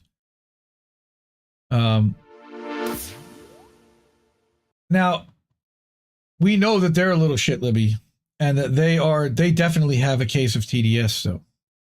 So their copium says, well, at least the $3 billion from the Truth Social merger is unlikely to fix his money trouble, because he's still facing potential asset seizure if he can't post a bond for the New York fraud case. Yes, but now that he's got this asset, I'm guessing that somebody will issue him a bond against it. Or Digital World Acquisition Corp shareholders on Friday approved a merger involving former U.S. President Trump's social networking platform, but a multi-billion-dollar windfall isn't expected to help him with the $454 million bond he needs to post for a New York fraud case by Monday, by tomorrow. His deal with the SPAC was announced back in 2021. It finally got approved from the SEC last month, and thanks to the merger, Trump Media and Technology, whose primary product is Truth Social, could be trading on the stock market under the symbol DJT next week. Digital World had a $42.81 closing stock price. Like I said, it was around $40 a share on Thursday, and Trump is set to own nearly 79 million shares, which works out to over $3 billion. Yeah, which is wild. All right. However, a Wall Street provision known as a lockup agreement will block him, the presumptive presidential candidate for the November election, from swiftly ditching that stock to cover his mounting legal costs. But you can guarantee that he will actually put that up as collateral. He doesn't need to necessarily put that up for a bank. Doesn't need to do all of it. No, but for a bank or fund, well, he needs to put 10% down in cash or have somebody finance a bond for the full 454. That's one thing or the other, or they start liquidating properties. All right, and that's but they're doing copium. So if anyone who's friends with Trump and wanted a giant social media platform that appeals to right wingers and, political dissidents, cough Peter Thiel, cough. No, it's not even him. It's a guy named Jeff Yass, YASS, who is also the single largest American shareholder of TikTok. Interesting. Sure, but either one of them, like, he puts up collateral as that, they give him the money. Correct. Like, yeah. As the AP detailed before the merger vote, quote, investors under the lockup deal cannot sell, lend, donate, or encumber their shares, so they can't lend them or encumber them for 6 months after the close of the deal. Legal experts say that encumber him from using it as collateral is a powerful word that could prevent him from using it as collateral to raise cash. Could. You think he ain't gonna fucking try it? Sure. There are a few exceptions, such as transferring it. Wait, here it is. Transferring it to immediate family members. You mean like Ivanka or Don Jr.? Or, yeah. But in such cases, the recipient, except that the recipients would also have to abide by that lockup agreement. Okay. Experts warn that Trump selling a bunch of his Truth Social shares after the 6-month mark could also provide problematic because it could tank the stock because he's simply trading on his name. People aren't buying this because they like the fundamentals. They're buying this because they like him. Yeah. They don't have any earnings. We don't know what they have. As a result of the civil fraud case launched by Letitia James in New York, Trump and his real estate company were hit with $355 million in fines last month, and his adult sons owe $4 million each. And longtime executive Alan Weisselberg, who testified against Trump, by the way, was fined $1 million. He's worth a lot more than $1 million. With interest, it hurts. Still, that $1 million hurts, but he's worth a lot more than that. With interest, the former president owes $454 million and his sons owe $10. James gave him until the 25th of March to pay up. Attorneys for Trump, who's appealing, said Monday in a filing that it has been a practical impossibility for him to secure a bond. That was before this merger approval, though. The Attorney General is preparing to seize Trump's assets. Trump proceeds from the Truth Social merger could be a ripe target for James to go after, Market Watch noted Thursday. Financial attorney Mark Zotterer told the outlet that bank accounts and debts owed, including the proceeds of a company sale, are far more simple to freeze than, say, Trump's stake in an LLC that owns a building. Now, as of Friday, Forbes estimated that Trump's net worth at $2.6 billion, much of which is tied up in real estate. Now that's going to more than double. The amazing part is that Truth Social was worth zero 3 years ago. The Democrats handed him this thing by getting him censored and deplatformed. Earlier this month, the New York Times analysis found that he has about $350 million in cash in total, but he said he's not going to part with any of that. He claimed on Truth Social that he had almost $500 million in cash. On top of the fraud line, of course, New York City jury, we don't want to talk about E. Jean Carroll because Tara's upset with E. Jean Carroll. I don't know. And all the hypocrisy about the shitlibs that love E. Jean Carroll but don't want to mention Tara's name whatsoever. Yeah, well, and the fact that E. Jean Carroll knew about Tara, agreed with her, and then is now getting a ton of fucking money over this Trump thing and giving it to Biden. Mm-hmm. This is what she said. And Tara's rightfully pissed off of that. Mm-hmm. I agree with that piss-offery. So Trump is also appealing that decision, but he was able to post a $91.6 million bond provided by an insurance company in early March. Chubb. Didn't we talk about Liberty Chubb? Mutual. No, it was Chubb. Was it? Yep. It could be Liberty Mutual if I want it to be. Chubb underwrote it. You know, like Trump also is facing. State Farm is there. Trump is also facing a pair of federal criminal cases, one for his handling of classified documents, which is going, of course, not to be addressed, and another related to his attempt to overturn his 2020 loss to Joe Biden, who's seeking re-election, and we know nothing's going to happen there either. He's also been indicted in a criminal election interference case in Georgia and a hush money case in New York. Are you talking about Stormy Daniels? Yeah, they are. And they're talking about Fannie Willis, which I think also was thrown out. He was indicted, but not convicted. So Teflon Don, if there ever was one. My goodness. John Gotti, you did not really earn the name nearly as much as Donald J. Trump. My goodness. Don't be rude. Now, he's still going to have to lay out a whole lot of money, but was it really his money in the first place? Not really. He's living the high life and he's having a good old time no matter what. So, does he really give a crap? Yes, I guess.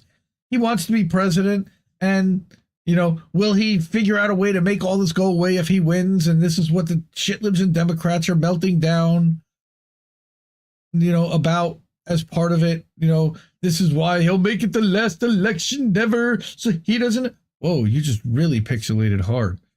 So he doesn't have to. Yeah. Look, this guy, yeah, he tried to pull a lot of shit, but there still is a legal system. There still is frameworks in place. They claim he's going to disband all of that even worse. Okay. I don't buy it. I can't buy it. I know he was bad. He was real bad. Joe Biden's been just as bad, if not worse, in just about every way. Student debt's about the only way I can say that he hasn't been. And then potential in some ways with labor. Yeah, I know about the rail workers, but he did put what's her name in charge of the antitrust division, and there is an NLRB that has done some things, not the greatest, but they've done something. So, yes, that's right. Trump has to argue against stupid shitlib non-crimes. That's correct. You know, yeah. You know, Mastermind's talking about rubble of Palestinians' DNA in the rubble of the pier that's being built. Gross. It's a real damn shame how this crime can't be stopped, even though we see it happening. Yeah, it's crazy. All crimes are happening all over the place. Look, this guy too. We don't have, yes, Lena Khan. That's right. Emoji. Thank you. Lena Khan is the head of the antitrust division. And in the SEC, and you know, which is interesting because, you know, Biden never met really a credit card company or a donor that he didn't want to service. He would get on his knees for any of them. That's the only way you can find room to pay for it. And then he'd sniff their hair. Yes, that's correct. Yes. So, that's awesome. Kameshwari Kate, you got to hang out with Shanda. That's beautiful. So happy for you. We love Mastermind there too. We love Shanda. Mastermind, awesome. Mastermind was live earlier. Go check him out on RBN Long Beach channel. He's been doing that show with Charlie Brown Politics. People seem to like that one. Why is there no Short Beach? There's a Long Beach, but there's no Short Beach? Why? There's no Short King Beach? Where do all my Short Kings go? Huh? Explain this to me. Yeah, Dave Burt's over on Rockfin. What's up, Dave Burt? Good to see you, sir. Appreciate you. By the way, I made you a mod over on, I think it's INN. He's either on my channel or INN. One of them, you're now a mod, but you got mod privileges. Yes, hit the like. Oh yeah, thank you. Bad cookies. One more time, support INN, support independent media. We do this. We pay out of our own pocket, and we are user supported. So you can subscribe to a monthly.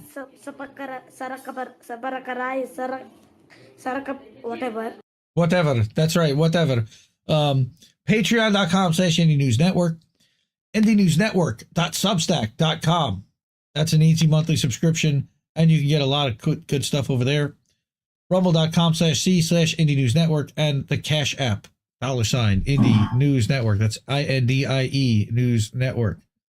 We're going to do boats. Now, what's really cool is if you're on either YouTube channel, they have this new thing, and it's not even new, but because I made both streams, I can actually tell it to guide people and direct people to the next stream automatically once we end this one. So when we are done, it should, if you're on YouTube, automatically take you to boats. Reef is going to drop the boats. Theoretically. Reef is going to drop the boats links in the chats anyway. Control click this link for boats if you haven't already. Yep. But yeah, this has been a good. Oh, there we go. Hi everybody. Welcome back. This has been a good show. I'm happy with it. Yeah, thank you so much again. Bad Cookies, Mastermind Hour, Lost Adult. It's called San Pedro. That's Short Beach. Okay. Ron Placone lives in San Pedro, I believe, if I remember correctly. Shanda and Oz do rock, yes. And again, there is the link right there for boats. You can see from the Reefer After Dark there. We will be back next week, March 31st. And hopefully March goes out like a lamb. It'll be nice weather, and we'll get a ceasefire permanent sometime.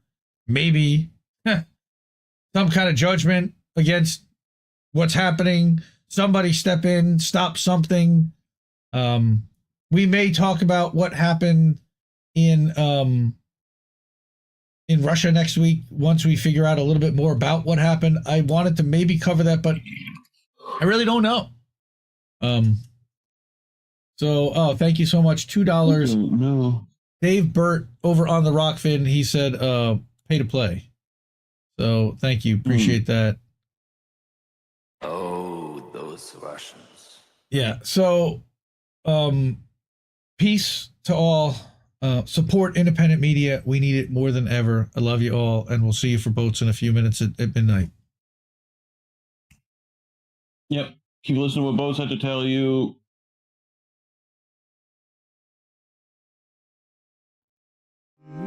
I think I liked it better being blind, when I couldn't read between the lines, and when I couldn't see the cracks in the structure that lay bare before me the whole time. I think I liked it better back when I suspended disbelief and swallowed pride. I thought I knew the difference in the red from the blue, but they both bleed us so dry. They both bleed us so dry. My favorite songs don't hit the same way. I get to the end of a 4-minute track and I'm only looking back thinking, what did they actually say? So I try.